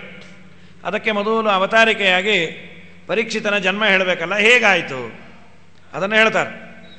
ಅಶ್ವತ್ಥಾಮರನ್ನು ದುರ್ಯೋಧನ ಕಳೆದ, ಕೆಳಗೆ ಬಿದ್ದಾನೆ, ಇನ್ನೇನು ಸಾಯಬೇಕು. ಸಾಯೋ ಮುಂಚೆ ಒಳ್ಳೆ ಬುದ್ಧಿ ಬರಲಿಲ್ಲ ಪಾಪಿಗೆ. ಅಶ್ವತ್ಥಾಮರೇ, ನನಗೊಂದು ಉಪಕಾರ ಆಗಬೇಕು, ಹೇಳಪ್ಪ, ನಿಮ್ಮ ಮನೆ ಅನ್ನ ತಿಂದಿದ್ದೀವಿ, ನಾವಂತೂ ರಾಜ್ಯ ಆಳಲಿಲ್ಲ, ನಮ್ಮ ಮಕ್ಕಳು ಯಾರಿಲ್ಲ, ನನಗೊಂದೇ ಒಂದು ಅಪೇಕ್ಷೆ ಇದೆ, ನೀವು ನನ್ನ ಹೆಂಡತಿಯಲ್ಲಿ ಮಕ್ಕಳನ್ನು ಪಡೀರಿ. ತಥಾಸ್ತು ಅಂದರು. ಬ್ರಹ್ಮಚರ್ಯ ಕಿತ್ಕೊಂಡು ಹೊಟ್ಟೋಯ್ತು. ಕೆಟ್ಟ ಸಂಕಲ್ಪ ಮಾಡಿದರೆ ಪಾಪ ಬರುತ್ತಂತ್ರಿ. ಒಳ್ಳೆಯದನ್ನು ಮಾಡಿದರೆ ಪುಣ್ಯ ಕೊಟ್ಟ ಮೇಲೆ ದೇವರು ಯತತೋಪಿ ಹರೇ ಪದ ಸಂಸ್ಮರಣೆ. ನೀವು ಒಳ್ಳೆಯ ಕೆಲಸ ಮಾಡ್ತೀನಿ ಅಂದರೆ ಪುಣ್ಯ ಕೊಟ್ಟ ಮೇಲೆ, ಕೆಟ್ಟದ್ದನ್ನು ಮಾಡ್ತೀನಿ ಅಂದರೆ ಪಾಪ ಕೊಡಬೇಕೋ ಬೇಡ? ತುಂಬ ವ್ಯವಹಾರಿ ದೇವರು. ಸರಿ, ಇನ್ನೊಂದು ಕೇಳಿದ್ರು, ಪಾಂಡವರು ಇಲ್ಲದಂತೆ ಮಾಡ್ರಿ, ಪಾಂಡವರ ಮುಂದಿನ ಜನ್ರೇಷನ್ ಇದೆಯಲ್ಲ ಅವ್ರನ್ನೆಲ್ಲ ಕೊಂದು ಹಾಕ್ಬಿಡ್ರಿ. ಆಯ್ತು, ಮಾಡ್ತೀನಪ್ಪ. ನೀವು ಬರೀ ಆಯಿತು ಅಲ್ಲ, ಉಪಪಾಂಡವರ ತಲೆ ಕಡಿದು ನಂಗೆ ಬಂದು ನೈವೇದ್ಯ ಮಾಡಬೇಕು. ಹಾಗೇ ಆಗಲಿ. ಶಿಬಿರದಲ್ಲಿ ದ್ರೌಪದಿ ಮಕ್ಕಳು ಮಲಗಿದ್ರೆ ಕತ್ತರಿಸಿ ಅವರ ತಲೆ ತೊಗೊಂಬಂದ್ಯಾರ. ರಕ್ತ ಜಿನಗ್ತಾ ಇದೆ. ಅಯ್ಯೋ ಪಾಪಿ, ಎಂಥ ಕೆಲಸ ಮಾಡಿಬಿಟ್ಯೋ. ಭೀಮಸೇನ ದೇವರು ಅಟ್ಟಿಸ್ಕೊಂಡು ಹೋಗಿದ್ದು. ಭಾಗವತ ಹೇಳ್ತು ಅರ್ಜುನ ಅಂತ ಆಚಾರ್ಯರು ಕ್ಲಾರಿಫೈ ಮಾಡ್ತಾರೆ. ಮಹಾಭಾರತ ಹೇಳ್ತು ಭೀಮಸೇನ. ನೀವು ನೋಡಿದ್ರೆ ಅರ್ಜುನ ಅಂದ್ರಲ್ಲ, ಬರೆದವರೊಬ್ಬರೇ. ಆಚಾರ್ಯರಂದರು ಇಲ್ಲ ಇಲ್ಲ, ಎರಡೂ ಸರಿ. ಒಂದು ಅವರಿಗೆ ಬಿದ್ದ ಸ್ವಪ್ನದ ವೃತ್ತಾಂತವನ್ನು ಹೇಳತ್ತೆ, ಸ್ವಪ್ನೋ ಎಂಬಂತ. ಭಾಗವತ ಹೇಳಿದ್ದು ಸ್ವಪ್ನ, ನಿಜವಾಗಲೂ ನಡೆದದ್ದು ಭೀಮ ಎಳ್ಕೊಂಬಂದ. ದ್ರೌಪದಿ ಪಾದದ ಬುಡಕ್ಕಾಗ್ದ, ಕೊಂದು ಬಿಡ್ತೇನೆ ಈ ಪಾಪಿನ. ದ್ರೌಪದಿ ನೋಡ್ತಾಳಯ್ಯೋ, ಎಂಥ ಕೆಲಸ ಮಾಡಿದೆವು ಪಾಪಿ, ನಿರಪರಾಧಿ ಮಕ್ಕಳನ್ನು ಕೊಂದುಬಿಟ್ಟು. ಇನ್ನೇನು ಹೊಡಿಲ್ಲ ಅಂದರು. ಬೇಡ ಸ್ವಾಮಿ, ಬಿಟ್ಬಿಡ್ರಿ. ಯಾಕಮ್ಮ ಅಂದರು. ಇವ್ರ ಅಮ್ಮನೂ ಒಬ್ಬ ತಾಯಿ ಅಲ್ಲ, ಅವಳಿಗೆ ಮಕ್ಕಳನ್ನು ಕಳೆದುಕೊಂಡಾಗ ಆಗೋ ವೇದನೆ ನಂಗಾಗಿದ್ದೇ ಆಗತ್ತೆ. ನಂಗಾದರೂ ನೋಡ್ಕೊಳ್ಳಿಕ್ಕೆ ನೀವು 5 ಜನ ಇದ್ದೀರಿ. ಪಾಪ ಅವ್ರ ಅಮ್ಮನಿಗೆ ಯಾರಿಲ್ಲ, ದ್ರೋಣಾಚಾರ್ಯರು ಸತ್ತು ಹೋಗಿದ್ದಾರೆ, ಇವನನ್ನು ನಚ್ಕೊಂಡು ಬದುಕ್ತಾ ಇದ್ದಾಳೆ. ಗುರುಪುತ್ರರು. ಯಾವ ಹೆಣ್ಣಿಗೂ ಆ ನೋವಾಗೋದು ಬೇಡ. ಧರ್ಮರಾಜಂಗೆ ಏನು ಆನಂದವೋ, ನಿನ್ನ ಮಕ್ಕಳ ತಲೆಯನ್ನು ಕಡದವ್ರಿಗೂ ಕನಿಕರ ತೋರಿಸ್ತಿಲ್ಲ. ನಿಜವಾಗಲೂ ಸಂತೋಷ ಆಯಿತು. ಎಲ್ಲರೂ ಅದನ್ನು ಅನುಮೋದನೆ ಮಾಡಿದ್ರು. ಭೀಮಸೇನ ದೇವರಂದರು, ಯಾರು ಹೂ ಅಂದರು ನಾ ಹೂ ಅನ್ನಲ್ಲ. ಏನು ಮಾಡ್ತೇವೆ, ಅವನನ್ನು ಕೊಲ್ಲೋದೆ. ಕೃಷ್ಣನ ನೋಡೋದು. ಕೃಷ್ಣ ಇದ್ದ. ಕೃಷ್ಣ ನೀನೇ ಹೇಳು ಏನು ಮಾಡಬೇಕು. ಕೃಷ್ಣ ಏನು ಮಾಡ್ದ, ಬ್ರಹ್ಮ ಬಂಧುರ್ನ ಹಂತವ್ಯ ಆತ ತಾಯಿ ವದಾರ್ಹಣ. ಇಂಥವರನ್ನು ಕೊಲ್ಲಬಾರ್ದು, ಇವನನ್ನು ಬಿಡಬಾರ್ದು. ಏನು ಹೀಗಂದ್ರೆ ಯಾವುದಾನ ಒಂದು ಹೇಳು ಅಂದರು. ಏಕಾದಶಿ ಯಾವತ್ತು ಅಂತ ಕೇಳಲಿಕ್ಕೆ ಹೋದರೆ ಒಂದಾಗ ಗೊತ್ತಿದ್ರೆ ಹೇಳಬೇಕಿಲ್ಲ, ಬಾಯಿ ಮುಚ್ಕೊಂಡಿರಬೇಕು. ನಾಳೆನೋ ನಾಡದ್ದು ಅಂದರು. ಇಲ್ಲ, ಯಾರೋ ಅಂತ ಇದ್ರಪ್ಪ, ನಿನ್ನೇನೋ ಮೊನ್ನೇನೋ ಅಂತ. ಏನು ಮಾಡಬೇಕು ಅವರು? ಕೃಷ್ಣ ಅಂದದ್ದು ಅವ್ರಿಗೆ ಗೊತ್ತಾಯ್ತು. ಬ್ರಹ್ಮಬಂಧು ಅಂದರೆ ಬ್ರಾಹ್ಮಣನಾಗಿ ಬ್ರಾಹ್ಮಣ್ಯವನ್ನು ಕಳೆದುಕೊಂಡವನಿಗೆ ಬ್ರಹ್ಮಬಂಧು ಅಂತಾರೆ. ಅವನಿಗೆ ಹೊಡಿಬಾರದಂತೆ. ಆತ ತಾಯಿ ಅಂದರೆ 6 ಜನ. ಯಾರವರು? ಅಗ್ನಿದಾಹ, ಗರದಶ್ಚೈವ, ಶಸ್ತ್ರಪಾಣಿ, ಧನಾಪಹ, ಕ್ಷೇತ್ರ ಸೀಮಾಪಹಾರೀಚ. ಕ್ಷೇತ್ರ ಹೆಂಡತಿಯನ್ನು ಕದ್ದವನು, ಭೂಮಿ ಕದ್ದವನು, ಟೆರರಿಸ್ಟ್ಗಳು, ಅಗ್ನಿಯನ್ನು ಇಟ್ಟವರು, ಗರದ ವಿಷ ಹಾಕಿದವನು, ಇನ್ನೊಬ್ಬರ ಹಣ ಕದ್ದವನು. 6 ಜನ. ಇವರನ್ನು ಮುಲಾಜಿಲ್ಲದೆ ಕೊಲ್ಲಬೇಕು. ನಿರಪರಾಧಿಯಾದವರನ್ನು ಕೊಂದಿರೋದ್ರಿಂದ ಇವನನ್ನು ಕೊಲ್ಲಬೇಕು. ಆದರೆ ಬ್ರಾಹ್ಮಣನಾಗಿದ್ದಾನೆ. ಏನು ಮಾಡೋದು? ಬ್ರಾಹ್ಮಣನಿಗೆ ಹೊಡೆದು ಬಡ್ದು ಮಾಡೋ ಹಾಗಿಲ್ಲ. ಅವನನ್ನು ದೊಡ್ಡ ಪೋಸ್ಟಲ್ಲಿದ್ದರೆ ಇಳಿಸೋದು, 4 ಜನದ ಮುಂದೆ ಅವಮರ್ಯಾದೆ ಮಾಡೋದೇ ಅವನನ್ನು ಕೊಂದಾಗಂತ್ರಿ. ತುಂಬ ಹುಷಾರಾಗಿರ್ಬೇಕು. ಅದಕ್ಕೆ ಬ್ರಾಹ್ಮಣನನ್ನು ಅವಮರ್ಯಾದೆ ಮಾಡಬೇಡ್ರಿ ಅಂತಾರೆ. ಅವರ ತಲೆಯಲ್ಲಿ ಒಂದು ರತ್ನ ಇತ್ತು, ಅದನ್ನು ಕಿತ್ತುಕೊಡು ಅಂದರು. ತಲೆ ತೋಡಿ ಕಿತ್ತುಕೊಟ್ರಂತೆ. ಮೇಲೆಲ್ಲ ಇದ್ದಿದ್ದದು, ಒಳಗೆ ಇವತ್ತಿಗೂ ರಣ ಅಂತದು, ಅಶ್ವತ್ಥಾಮ ರೂಪದಲ್ಲಿ. ಆದ ಮೇಲೆ ಉತ್ತರಾಗರ್ಭದ ಮೇಲೇನು ಮಾಡಬೇಡ ಅಂದ ದೇವರು. ಸ್ವಾಮಿ ಮರ್ತಿದ್ದೆ, ಜ್ಞಾಪಿಸ್ದೆ. ತತ್ರೈವ ಪಾತಯಾಮ್ಯಸ್ತ್ರಂ ಉತ್ತರಾಗರ್ಭಕೃಂತನೇ ಪಕ್ಷಪಾತಾದಿಚ್ಛಸಿತ್ವಂ. ಕೃಷ್ಣ ನಿಂಗೆ ಪಾರ್ಶಾಲ್ಟಿ. ನಂಗೇನು ಪಾರ್ಶಾಲ್ಟಿ ಅಂದ? ನೀನೇ ನನ್ನಲ್ಲಿ ಹೊಕ್ಕು ಪ್ರೇರಣೆ ಮಾಡಿ ದ್ರೌಪದಿ ಮಕ್ಕಳನ್ನು ಕೊಲ್ಲಿಸ್ದಿ. ಉತ್ತರಾಗರ್ಭದಲ್ಲಿರೋ ಮಗುವನ್ನು ಮಾತ್ರ ಉಳಿಸ್ತಾ ಇದೆ. ಯಾಕೆ? ನಿನ್ನ ತಂಗಿಯ ಮೊಮ್ಮಗು ಅದು. ದೇವರಂದ ಅಂತೂ ಎಲ್ಲೆಲ್ಲೋ ಕಲೆಕ್ಷನ್ ಆಗ್ತಿ, ನನಗೂ ಅದಕ್ಕೆ ಸಂಬಂಧವೇ ಇಲ್ಲ. ದೇವರ ಮೇಲೆ ಆರೋಪ ಮಾಡಿದ್ರು ಪಾರ್ಶಾಲ್ಟಿ. ದೇವರು ಬೇಡ ಅಂದ. ಇಲ್ಲ ಅಲ್ಲೇ ಹಾಕ್ತೀವಿ, ಹಾಕು ನೋಡೋಣ ಅಂದ. ಬ್ರಹ್ಮಾಸ್ತ್ರ ಪ್ರಯೋಗ ಮಾಡಿಟ್ಬಿಟ್ರು. ಪಾಪ ಓಡ್ ಬಂದವಳು. ಪಾಹಿ ಪಾಹಿ ಮಹಾಯೋಗಿನ್ ದೇವದೇವ ಜಗತ್ಪತೆ ನಾಣ್ಯಂ ತದವಯಂ ಪಶ್ಯೆ ಯತ್ರ ಮೃತ್ಯು ಪರಸ್ಪರಂ ನಿನ್ನೊರೇತು ಪೊರೆವರನು ನಾ ಅರಿಯೇ ಆದಿಮೂಲ ನಿನ್ನ ಪಾದವನಂಬಿದೆ ಭೇದವೇಣಿಸದಲೆ ಮೋದದಾಯಕನೇ ಆದರದಿಂದಲಿ ಕಾಯೋ ಸೋದರ ಮಾವನ ವೈರಿ ಮೇಧಿನಿಪತಿ ನಿನ್ನ ಆರಾಧನೆ ಮಾಡಿಸೋ ಹರಿಯೇ ನಿನ್ನೊರೆತು ಪೊರೆವರನು ನಾ ಅರಿಯೇ.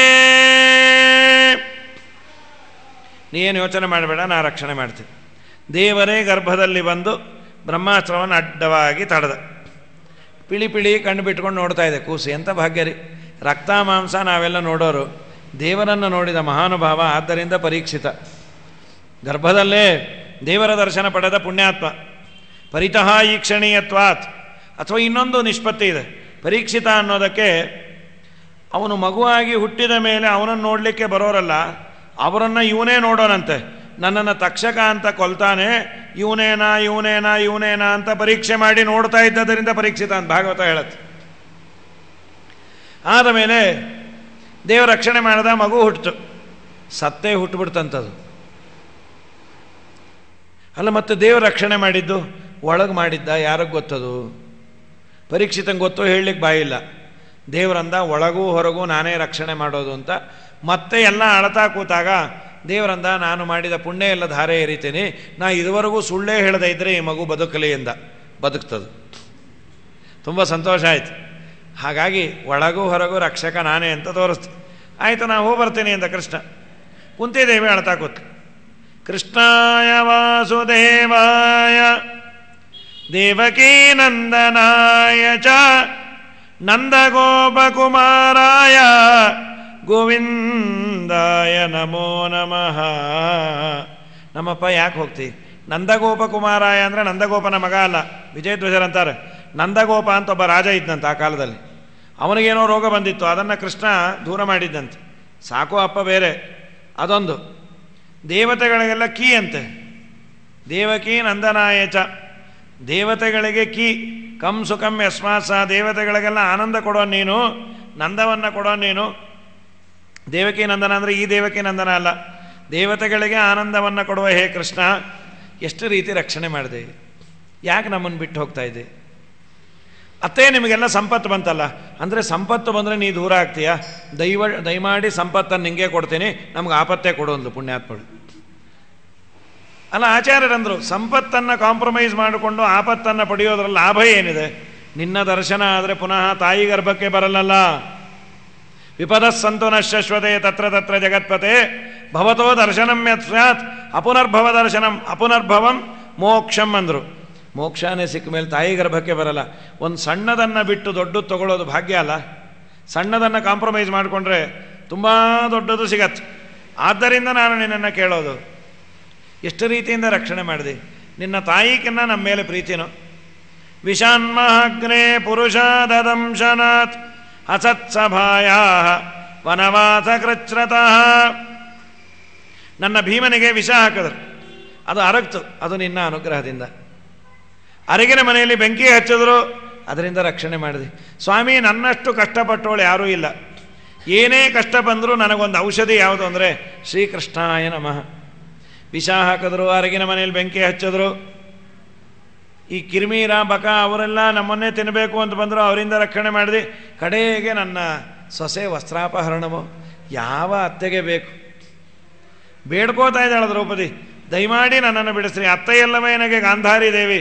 ಗಾಂಧಾರಿ ನೀ ಹೇಳಬಾರ್ದ? ಮೃತ್ಯುವಂತಳೆ ನನಗೆ ಅಲ್ಲಮ್ಮ, ನೆಗೆ ಹೆಣ್ಣೆ ನೀ ಹೇಳು ಭಾನುಮತಿ. ಭೀಷ್ಮಾಚಾರ್ಯ ಕೃಪಾಚಾರ್ಯ ಏನು ಧರ್ಮ ಸತ್ತೋಯ್ತಾ?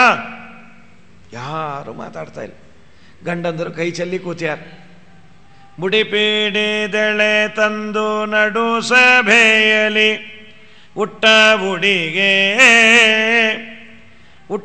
ಉಡಿಗೆ ಸೆಳೆಯೆ ಬಾಲಯು ನಡುಗೆ ಒಡೆಯರೈವರ ದೃಢ ತಿಳಿದು ನಿನ್ನಡಿಗಳಿಗೆ ಮೊರೆಯಿಡಲು ಪಾರ್ಥನ ಮಡದಿಗಕ್ಷಯ ಉಡಿಗೆ ಉಡಿಸಿದೆ ಬಡವ ಬಲ್ಲಿದರೊಡೆಯ ಮಾನದ ವರದ ಕಂಚೀವರದ ನೀನೇ ಅನುಗ್ರಹ ಮಾಡಬೇಕು. ಆ ಕೃಷ್ಣ ದ್ವಾರಕಾವಾಸಿನ್ ಹಸ್ತಿನಾವತಿಗೂ ದ್ವಾರಾವತಿಗೂ ಕೂಗಳತೆಯೇ. ಎಲ್ಲಿಯ ಹಸ್ತಿನಾಪಟ್ಟಣ, ಅದು ಲಾಸ್ಟ್, ಅದು ಬಾರ್ಡರ್ ಗುಜರಾತ್, ಇದು ದಿಲ್ಲಿ. ಹಸ್ತಿನಾವತಿ ದಿಲ್ಲಿ ಪಕ್ಕ. ಅಲ್ಲಿಂದ ಅಕ್ಷಯ ವಸ್ತ್ರ ಕೊಟ್ಟೆಲ್ಲ, ಎಲ್ಲಿರುವನೋ ರಂಗ ಎಂಬ ಸಂಶಯ ಬೇಡ. ಬರೀ ದ್ರೌಪದಿಗೆ ಅಕ್ಷಯ ವಸ್ತ್ರ ಕೊಟ್ಟಿದ್ದಲ್ಲ, ನಮಗೂ ನಿಮಗೂ ವಸ್ತ್ರ ಕೊಟ್ಟಿದ್ದೇ ದೇವರು ಅಂತ ನಮ್ಮ ಸ್ವಾಮಿಗಳು. ಹೇಗೆ? ಭೂಮಿಯಲ್ಲಿ ಹತ್ತಿಯನ್ನು ಕೊಟ್ಟ, ಆದ್ದರಿಂದ ಬಟ್ಟೆ ಉಡ್ತೀವಿ. ಹತ್ತಿನೇ ಇಲ್ಲದೆ ಇದ್ದಿದ್ರೆ ಶಿಲಾಯುಗ ಜನ ಥರ ಇರಬೇಕು, ಸೊಪ್ಪು ಸೊದೆ ಕಟ್ಕೊಂಡು. ಹಾಗಾಗಿ ಅಕ್ಷಯ ವಸ್ತ್ರವನ್ನು ದೇವರು ನಮಗೂ ನಿಮಗೂ ಎಲ್ಲರಿಗೂ ಕೊಟ್ಟ್ಯಾನೆ, ಬಟ್ಟೆಯನ್ನು ಕೊಟ್ಟ್ಯಾನೆ.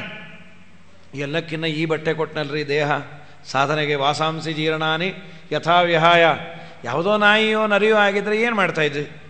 ಈ ಮನುಷ್ಯ ದೇಹ ಕೊಟ್ಟ, ಯೋಗ್ಯರ ಮನೆಯಲ್ಲಿ ಹುಟ್ಟಿಸ್ದ, ಒಂದಿಷ್ಟು ಭಾಗವತಾದಿ ಗ್ರಂಥಗಳನ್ನು ಕೇಳಬೇಕು ಅನ್ನೋ ಬುದ್ಧಿ ಕೊಟ್ಟ.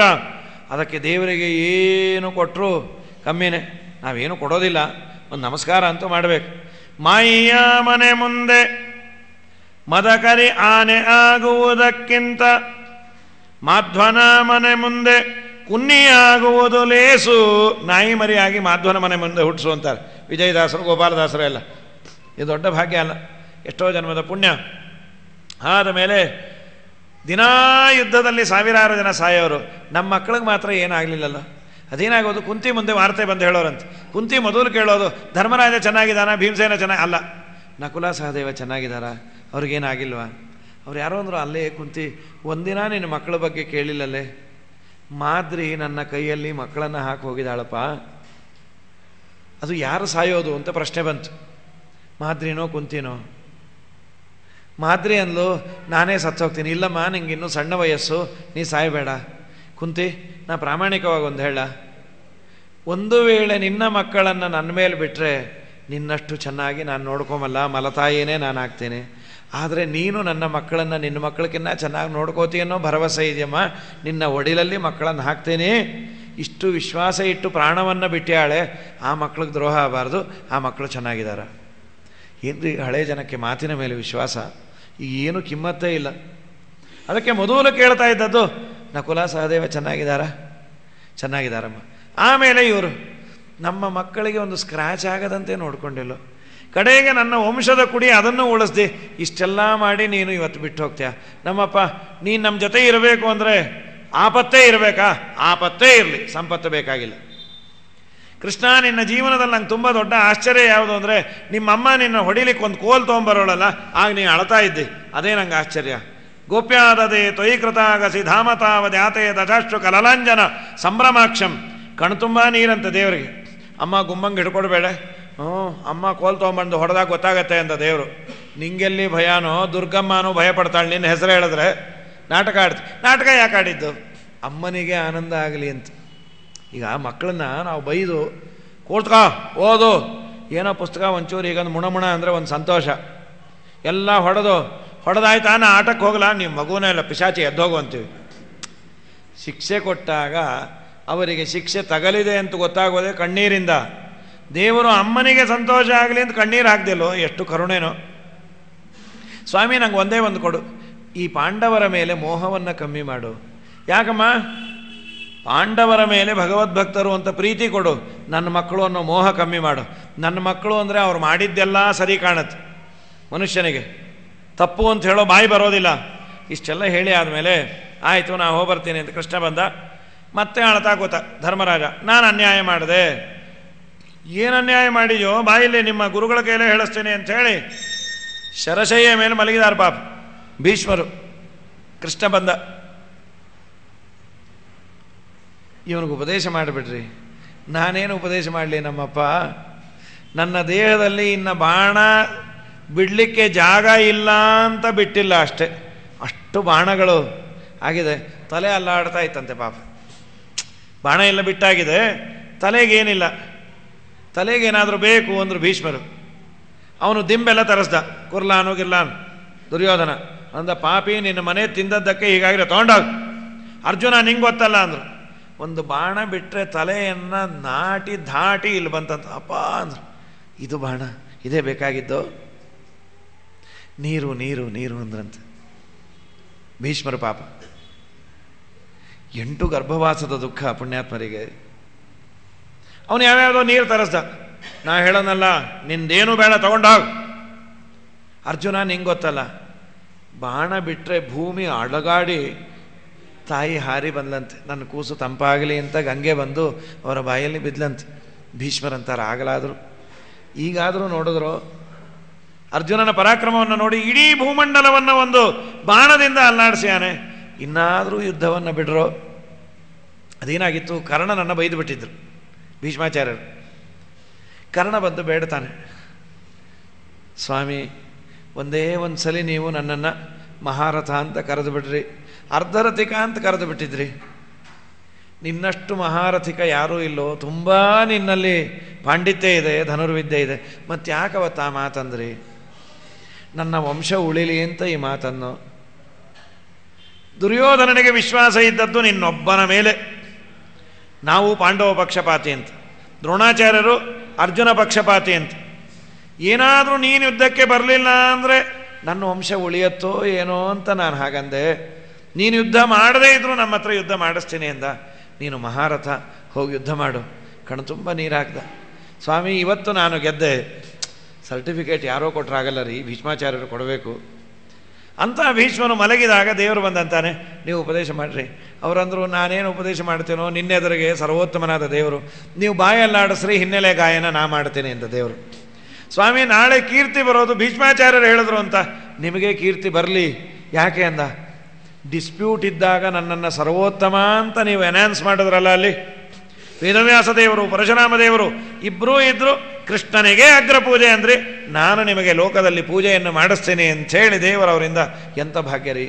ಒಂದು ಮಹಾಭಾರತದ ವಾಕ್ಯ ಸಾಯೋ ಕಾಲಕ್ಕೆ ಬಂದರೆ, ಯೋ ಘೋಷತಂ ಕನಕ ಶೃಂಗಮಯಂ ದದಾತಿ ವಿಪ್ರಾಯ ವೇದ ವಿದುಷೆ ಬಹುವಿಶ್ರುತಾಯ. ಅಂಥದ್ದು ಸಮಗ್ರ ವಿಷ್ಣು ಸಹಸ್ರನಾಮ, ಅನುಶಾಸನ ಪರ್ವ, ಶಾಂತಿ ಪರ್ವ ಎಲ್ಲ ಹೇಳಿಸಿ, ಕೃಷ್ಣ ನಾನಿನ್ನ ಪ್ರಾಣ ಬಿಡ್ತೇನೆ, ಅವಶ್ಯ ಬಿಡ್ರಿ, ನನ್ನ ಶ್ರಾದ್ದ ಅಂದರು. ಎಲ್ಲರ ಕೈಲೂ ಮಾಡಿಸ್ತೇನೆ ಅಂದ ದೇವರು. ಮದುವೆನೇ ಇಲ್ಲ ಭೀಷ್ಮರಿಗೆ, ಎಲ್ಲರೂ ಅವರಿಗೆ ತರ್ಪಣವನ್ನು ಕೊಡ್ತಾರೆ. ತಂದೆ ಇದ್ದವರು ಅಕ್ಕಿಯಲ್ಲಿ ತರ್ಪಣ ಕೊಡ್ತಾರೆ ಅವತ್ತು. ಇದೇ ದುರ್ಯೋಧನನಿಗೆ 100 ಮಕ್ಕಳು, ಎಲ್ಲರ ಶ್ರಾದ್ದ ಅವನೇ ಮಾಡಬೇಕಾಯಿತು. ದೇವರ ಸಂಕಲ್ಪ ನೋಡಿ. ಇದಾದ ಮೇಲೆ ಪಾಂಡವರು ರಾಜ್ಯವನ್ನು ಪರಿಪಾಲನೆ ಮಾಡ್ತಾ ಇದ್ರು. ವಿದುರ ಬಂದ. ವಿದುರ ಬಂದ ಕೂಡಲೇ ಪಾಪ ಧೃತರಾಷ್ಟ್ರ ಭೇಟಿಯಾಗಿ, ಅಪ್ಪ ಬಂದ್ಯಾ, ನನ್ನ ಕಷ್ಟ ಹೇಳ್ಕೋಬೇಕು. ನಿಂಗೇನು ಕಷ್ಟ ಆಗಿದೆ? ಅಡುಗೆ ಊಟ ತಿಂಡಿ ಚೆನ್ನಾಗಿಲ್ಲ? ಫಸ್ಟ್ ಕ್ಲಾಸ್ ಆಗಿದೆಯೋ. ಆ ಬಡಿಸೋನು ಸರಿ ಇಲ್ಲ ಅಂದ. ಯಾರು ಬಡಿಸೋದು? ಅದೇ ಆ ಭೀಮಸೇನ. ದಿನ ಬಡಿಸ್ತೀನಿ ಅಂತಾನೆ ಅವನು ಬಡಿಸೋದು. ಸದಾ ನನ್ನ ಮಕ್ಕಳು ಹೇಗೆ ಸತ್ತರು ಅಂಥೇಳಿ ಹೋಳಿಗೆ ಹಾಕೋದು. ದೊಡ್ಡಪ್ಪ ನಿಮ್ಮ ದುರ್ಯೋಧನ ಹೇಗೆ ಕಿರ್ಚದ, ಈಗ ಮೋನೋ ಆ್ಯಕ್ಟಿಂಗ್ ಮಾಡ್ತೀನಿ ಅನ್ನೋದು. ಅವನು ಆ ಅಂದ ಈ ಅಂದ, ಅವನು ಕೈ ಮುರಿದೆ ಕಾಲು ಮುರಿದೆ. ಊಟಕ್ಕೆ ಬಡಿಸಿ ನಾವು ಬೇಡದೇ ಇರೋದೆಲ್ಲ ಹೇಳಿದ್ರೆ ಯಾರು ಊಟ ಇಳಿಯತ್ರಿ? ಬಡಿಸೋದು, ಒಳ್ಳೆ ಭಕ್ಷ್ಯ ತರೋದು. ಮೊನ್ನೆ ನಿಮ್ಮ ಮಗಂದೇನೋ SLC ಫೈಲ್ ಆಯ್ತಂತೆ, ಪಾಪ ಹೋಳಿಗೆ ಹಾಕೋ. ಆ SLC ಫೈಲ್ ನೀವು ತಿನ್ಬೋದಲ್ಲ, ಮಗನ್ ತಾನೇ ಫೈಲ್ ಆಗಿರೋದು. ಹೊಟ್ಟೆ ಉರಿದೋಗತ್ತೆ. ಹಾಳಾಗೋಗಲಿ, ಏನೋ ತಿಂದರು. ಜಾಮೂನು ಬಂತು. ಮೊನ್ನೆ ನಿಮ್ಮ ಸೂಟ್ ಕೇಸ್ ಕಳೆದೋಯ್ತಂತೆ, ಹೋಗಲಿ ಬಿಡ್ರಿ ಪಾಪ, ಕಳೆದಿದ್ದು ಕೈ ಮೀರಿ ಹೋದದ್ದು ಕೃಷ್ಣಾರ್ಪಣ, ಜಾಮೂನು ಹಾಕೋ. ಈ ಬೇಡದೇ ಇದ್ದದ್ದೆಲ್ಲ ಹೇಳಿದ್ರೆ ಗಂಟಲ್ಲಿ ಯಾರಿಗೆ ಅನ್ನ ಇಳಿಬೇಕ್ರಿ? ದಿನ ಹೀಗೆ ಮಾಡ್ತಾನೋ. ವಿದುರ ನಕ್ಕಬಿಟ್ಟ. ಅಣ್ಣ ನಿನ್ನನ್ನು ನೋಡಿ ನನಗೆ ಹೇಸಿಗೆ ಬರುತ್ತೆ ಅಂದ. ಯಾಕೆ?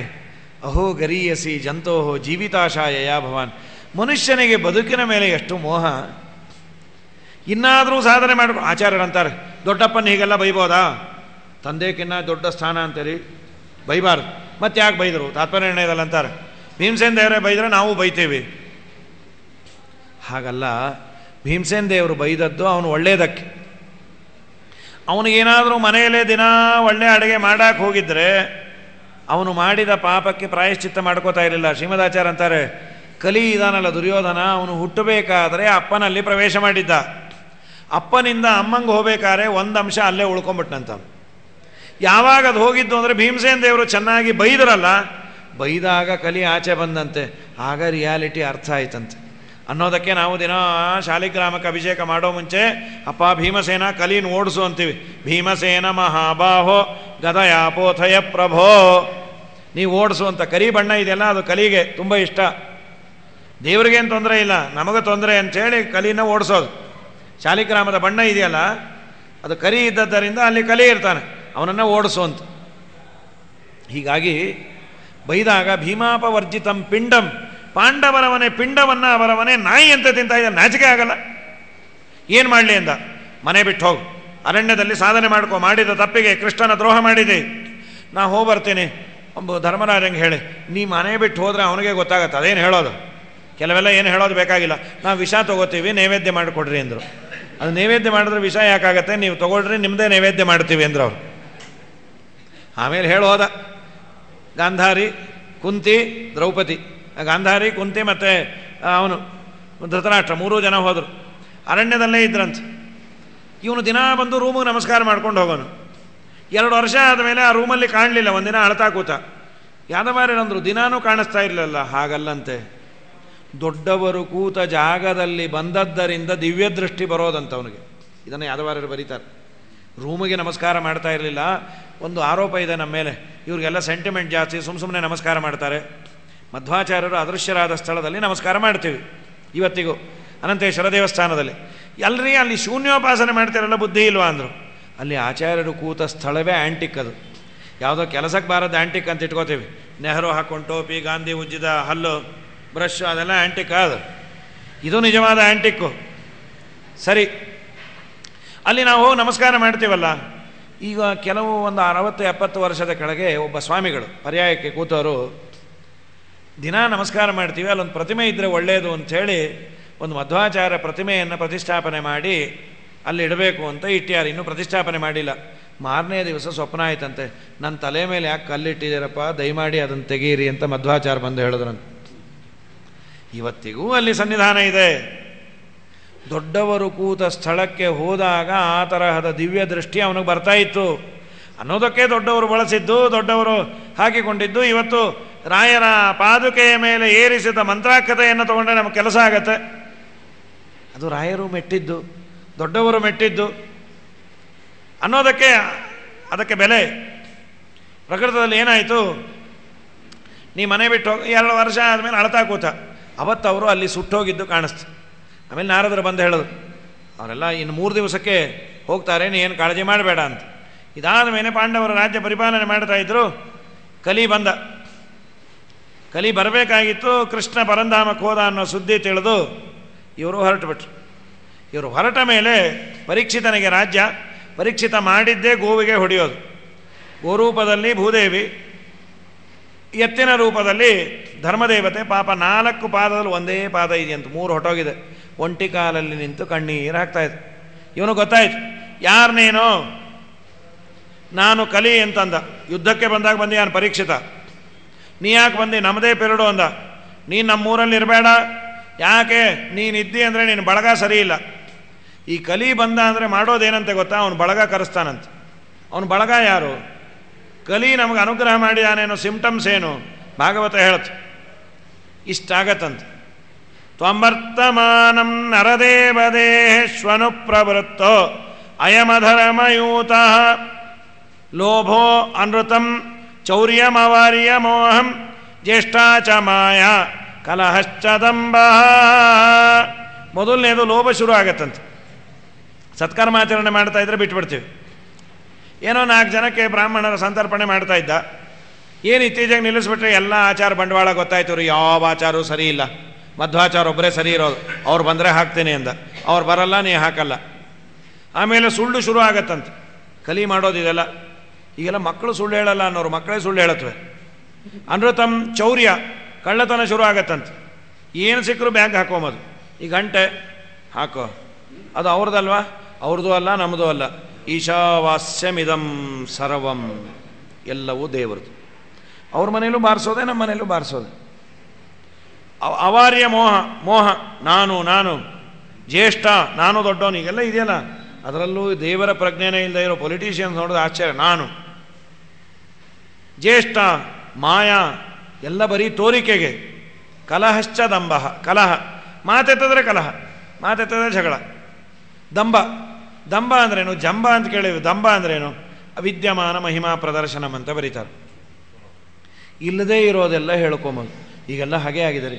ಮೊದಲು ಪ್ರಾಮಾಣಿಕತೆ ಇತ್ತು. ಏನು ಮಾಡ್ತಾಯಿದ್ವು ಅದನ್ನು ಹೇಳ್ಕೊಳ್ಳಿಕ್ಕೆ ಸಂಕೋಚ ಪಡ್ತಾಯಿದ್ವಿ. ನೀವು ದೇವ್ರ ಪೂಜೆ ಮಾಡ್ತೀರಾ? ಏನೋ ಒಂದು ಶಾಲಿಗ್ರಾಮ ಇಟ್ಕೊಂಡೀನಿ. ಈಗ ದೇವ್ರ ಪೂಜೆನೋ, ನಮ್ಮ ದೇವ್ರು ನಡಗೋಬೇಕು ಅಂಥ ಪೂಜೆ ಮಾಡ್ತೇನೆ ಅಂತ. ಏನೇನೇನೇನು ಮಾಡಿರಲ್ಲ. ಏನು ಕೇಳಿದ್ರೆ ಎಸ್ ನಾನು ಹೇಳ್ತಿರ್ತೇನಲ್ಲ. ಏಕಾದಶಿ ಮಾಡ್ತೀರಾ? ಓ ವಿಷ್ಣು ಪಂಚಕ, ಓ ವಿಷ್ಣು ಪಂಚ, ಓ ಅವ್ರು ಕೇಳೋ ಮುಂಜಾನೆ ಓ. ಇವ್ನಿಗೆ ಯಾಕೋ ಡೌಟ್ ಬಂತು. ಧನಿಷ್ಠಾ ಪಂಚಕ ಮೊನ್ನೆ ಉದ್ಯಾಪನೆ ಮಾಡಿದೆ ಅಂದ. ಆಮೇಲೆ ಅಂದರು, ಅದು ನೀ ಇದ್ದಾಗ ಮಾಡೋದಲ್ಲಪ್ಪ ಕಂದ, ನೀ ಹೋದ ಮೇಲೆ ನಿನ್ನ ಹೆಸರಲ್ಲಿ ಮಾಡೋದದು. ಧನಿಷ್ಠಾದಿ 5 ನಕ್ಷತ್ರದಲ್ಲಿ ಹೋದರೆ ಅನುದಿನ ವ್ರತನೇ ಮಗಳನ್ನು ಮಾಡದ ತನು ವಂಚನೆಯ ತಪ್ಪು, ಕ್ಷಣಲವ ಹರಿಗುಣ ಜಿಜ್ಞಾಸಿಲ್ಲದ ಮನವಂಚನೆಯ ತಪ್ಪು, ಮುನಿಸುರ ಭೂಸುರರಾರಾಧಿಸದ ಧನವಂಚನೆಯ ತಪ್ಪು, ನಳಿನಾಕ್ಷನೆ ನಿನ್ನ ಪಾದ ವಿಮುಖ ದುರ್ಜನ ಸಂಸರ್ಗದ ತಪ್ಪು, ತಪ್ಪುಗಳ ಪರಿಹರಿಸಿ ಕಾಯೋ ನಮ್ಮಪ್ಪನಲ್ಲವೇ ನೀನು. ಈ ಮಾತು ಅನ್ನೋ ಕಾಲಕ್ಕೆ ಸರಿ ಕಲಿ ಅಂದ, ನನಗೆಲ್ಲಾದರೂ ಅವಕಾಶ ಕೊಡಪ್ಪ. ಎಲ್ಲಿ ಕೊಡಲಿ? ನೀನೇ ಎಲ್ಲಾದರೂ ಹೇಳು. 4 ಸ್ಥಳ: ದ್ಯೂತ ಜೂಜಿನಲ್ಲಿ, ಪಾನ ಶರೆಯನ್ನು ಕುಡಿಯೋದರಲ್ಲಿ, ಹಿಂಸೆಯಲ್ಲಿ, ಅಯೋಗ್ಯ ಸ್ತ್ರೀಯರಲ್ಲಿ. ಬಂಗಾರವನ್ನು ಕೊಟ್ಟ ಅಂತ ಇದೆ, ಜಾತರೂಪಂ ಮದಾತ್ ಪ್ರಭು. ಮತ್ತು ಬಂಗಾರದ ಕವಚ ಅಂತ ರಾಯರಿಗೆ ಹಾಕ್ತೀವಿ, ರಥ ಮಾಡಿಸ್ತೀವಿ, ಆಭರಣ ಮಾಡ್ಕೋತೀವಿ. ಆಚಾರ್ಯರಂದರು ಒಂದು ಸಣ್ಣ ಸ್ಟೇಟ್ಮೆಂಟು, ವಿಹಿತಾತಿರೇಕೇಣ ನ ಸೇವೇತ. Too much is too bad ಅಂತೀವಲ್ಲ, ಆಚಾರ್ಯರಂದ್ರು. ಬಂಗಾರ ಎಷ್ಟು ಬೇಕೋ ಅಷ್ಟಿದ್ರೆ ಗೊಂದಲ ಅಲ್ಲ ಅಂತೀವಲ್ಲ. ತುಂಬ ಜಾಸ್ತಿ ಇದ್ದರೆ ನೋಡೋರ್ಗೂ ಕಷ್ಟ, ಹಾಕೊಂಬೋರ್ಗೂ ಕಷ್ಟ. ಅದಕ್ಕೆ ಬಂಗಾರ ಹಾಕೋಬೋದು ಒಂದು ಸರ, ಹೇರ್ಕೊಂಬೋದು ಅಂದರೆ ಇದ್ದದ್ದೆಲ್ಲ ಹಾಕ್ಕೊಂಬೋದು. ನೋಡೋರ್ಗೂ ಕಷ್ಟ, ಹಾಕ್ಕೊಂಡವ್ರಿಗೂ ಕಷ್ಟ. ಬೆವ್ತು ಹೋಗ್ತಾ ಇರ್ತಾರೆ, ಇವು ತುಂಬ ಭಾರ ರೀ, ನೆಕ್ಲೆಸ್ ಯಾಕೆ ಹಾಕ್ಕೊಂಡಿರಿ? ಅದೊಂದು ಸಲ ಅವ್ರು ನೋಡಿ ಹೊಟ್ಟೆ ಹುರ್ಕೊಳ್ಳಿ ಅಂದರೆ ಅವ್ರು ಈ ಕಡೆ ಬರ್ತಾನೇ ಇಲ್ಲ ಅಂತ. ಯಾಕೆ ಬೇಕಿದು? ವಿಹಿತಾದಿ ರೇಖೇಣ ನ ಸೇವೇತ. ದೇವರಿಗೆ ಮಾಡಾಕು, ನಿನಗೆ ಚೂರ ಇದ್ದರೆ ಒಳ್ಳೆಯದು. ಆದಮೇಲೆ ಕಲಿ ಇವನನ್ನೇ ಪ್ರವೇಶ ಮಾಡಿದ. ನಾನು ಅನ್ನೋ ಭಾವನೆ ಕೊಟ್ಟ. ಯಾವುದೋ ಆಶ್ರಮಕ್ಕೆ ಬಂದಿದ್ದ ಶಮೀಕರು ಅಂತ, ಅವ್ರ ಪಾಡಿಗೆ ಅವರು ಅಸಂಪ್ರಜ್ಞಾತ ಸಮಾಧಿಯಲ್ಲಿದ್ದಾರೆ. ನಾನು ಬಂದಾಗ ರಾಜ, ನಾನು ಅಂತ ಬಂತು ಕಲಿ ಮಾಡಿಸೋದಂತ. ನಾನು ಹೋಗ್ಬೇಕಂತದ್ದು. ತಕ್ಷಣ ಅಲ್ಲೇ ಸತ್ತ ಹಾವನ್ನು ಹಾಕಿಬಿಟ್ಟು ದಾರಿಯಲ್ಲಿ ಪಶ್ಚಾತ್ತಾಪ ಪಟ್ಟಂತೆ. ಎಂಥ ಕೆಲಸ ಆಯಿತು, ನಾನೆಲ್ಲಿ ಅವರೆಲ್ಲಿ? ಅವರ ಮಗ ಒಂದು ಶಾಪಾನು ಕೊಟ್ಟ. ಗಾಯತ್ರಿ ಮಂತ್ರದ ಮಹಿಮೆ, 5 ವರ್ಷದ ಕೂಸು, ನಾಳೆಯಿಂದ 7 ದಿವಸ ಅಷ್ಟೇ ಇವನಿಗೆ ಸಮಯ. ಇನ್ನು 7ನೇ ದಿವಸಕ್ಕೆ ಹಾವು ಕಚ್ಚಿ ಇದೇ ರೂಪದ ತಕ್ಷಕ ಕಚ್ಚಿ ಸಾಯಲಿ. ಅದು ಎನ್ಫೋರ್ಸ್ಮೆಂಟ್ ಆಯಿತು ನೋಡ್ರಿ, ಅವನ ಹಣೆಯಲ್ಲಿ ಇತ್ತದು. ತಕ್ಷಣ ಅಪ್ಪ ಎದ್ದು ಬೈತಾರೆ, ಎಂಥ ಕೆಲಸ ಮಾಡಿದಿ ಪಾಪಿ, ನನ್ನ ಮನೆಗೆ ಬಂದ ಅತಿಥಿಗಳನ್ನು ಸತ್ಕಾರ ಮಾಡೋದು ನಮ್ಮ ಕರ್ತವ್ಯ. ಹೋಗಿ ತಿಳಿಸಾದ್ರು ಬನ್ನಿರಿ. ರಾಜನಿಗೆ ಬಂದು ಹೇಳಿದ್ರು. ಇಲ್ಲೊಂದು ಮಾತಿದೆ, ತುಂಬ ಮಮತೆ ಇತ್ತು, ತಕ್ಷಣ ಬಿಟ್ಟುಬಿಟ್ಟ ಅಂತ. ಆಚಾರ್ಯರಂದರು, ಅವನು ಅಪರೋಕ್ಷ ಜ್ಞಾನಿ. ಫಸ್ಟ್ ಆಫ್ ಆಲ್ ಪರೀಕ್ಷಿತ್ ರಾಜ. ಚರಮದೇಹ, ಚರಮದೇಹ ಅಂದರೆ ಕಡೇ ದೇಹ. ಮತ್ತೆ ಅವನಿಗೆ ಅವತಾರ ಇಲ್ಲ. ಅವನಿಗೆ ಜಡಭರತನಿಗೆ ಇವ್ರಿಗೆಲ್ಲ ಅವತಾರ ಇಲ್ಲ. ಚರಮದೇಹ. ಯಾರನ್ನೂ ಜಡಭರತನ ಅವತಾರ ಅನ್ಬಾರ್ದು.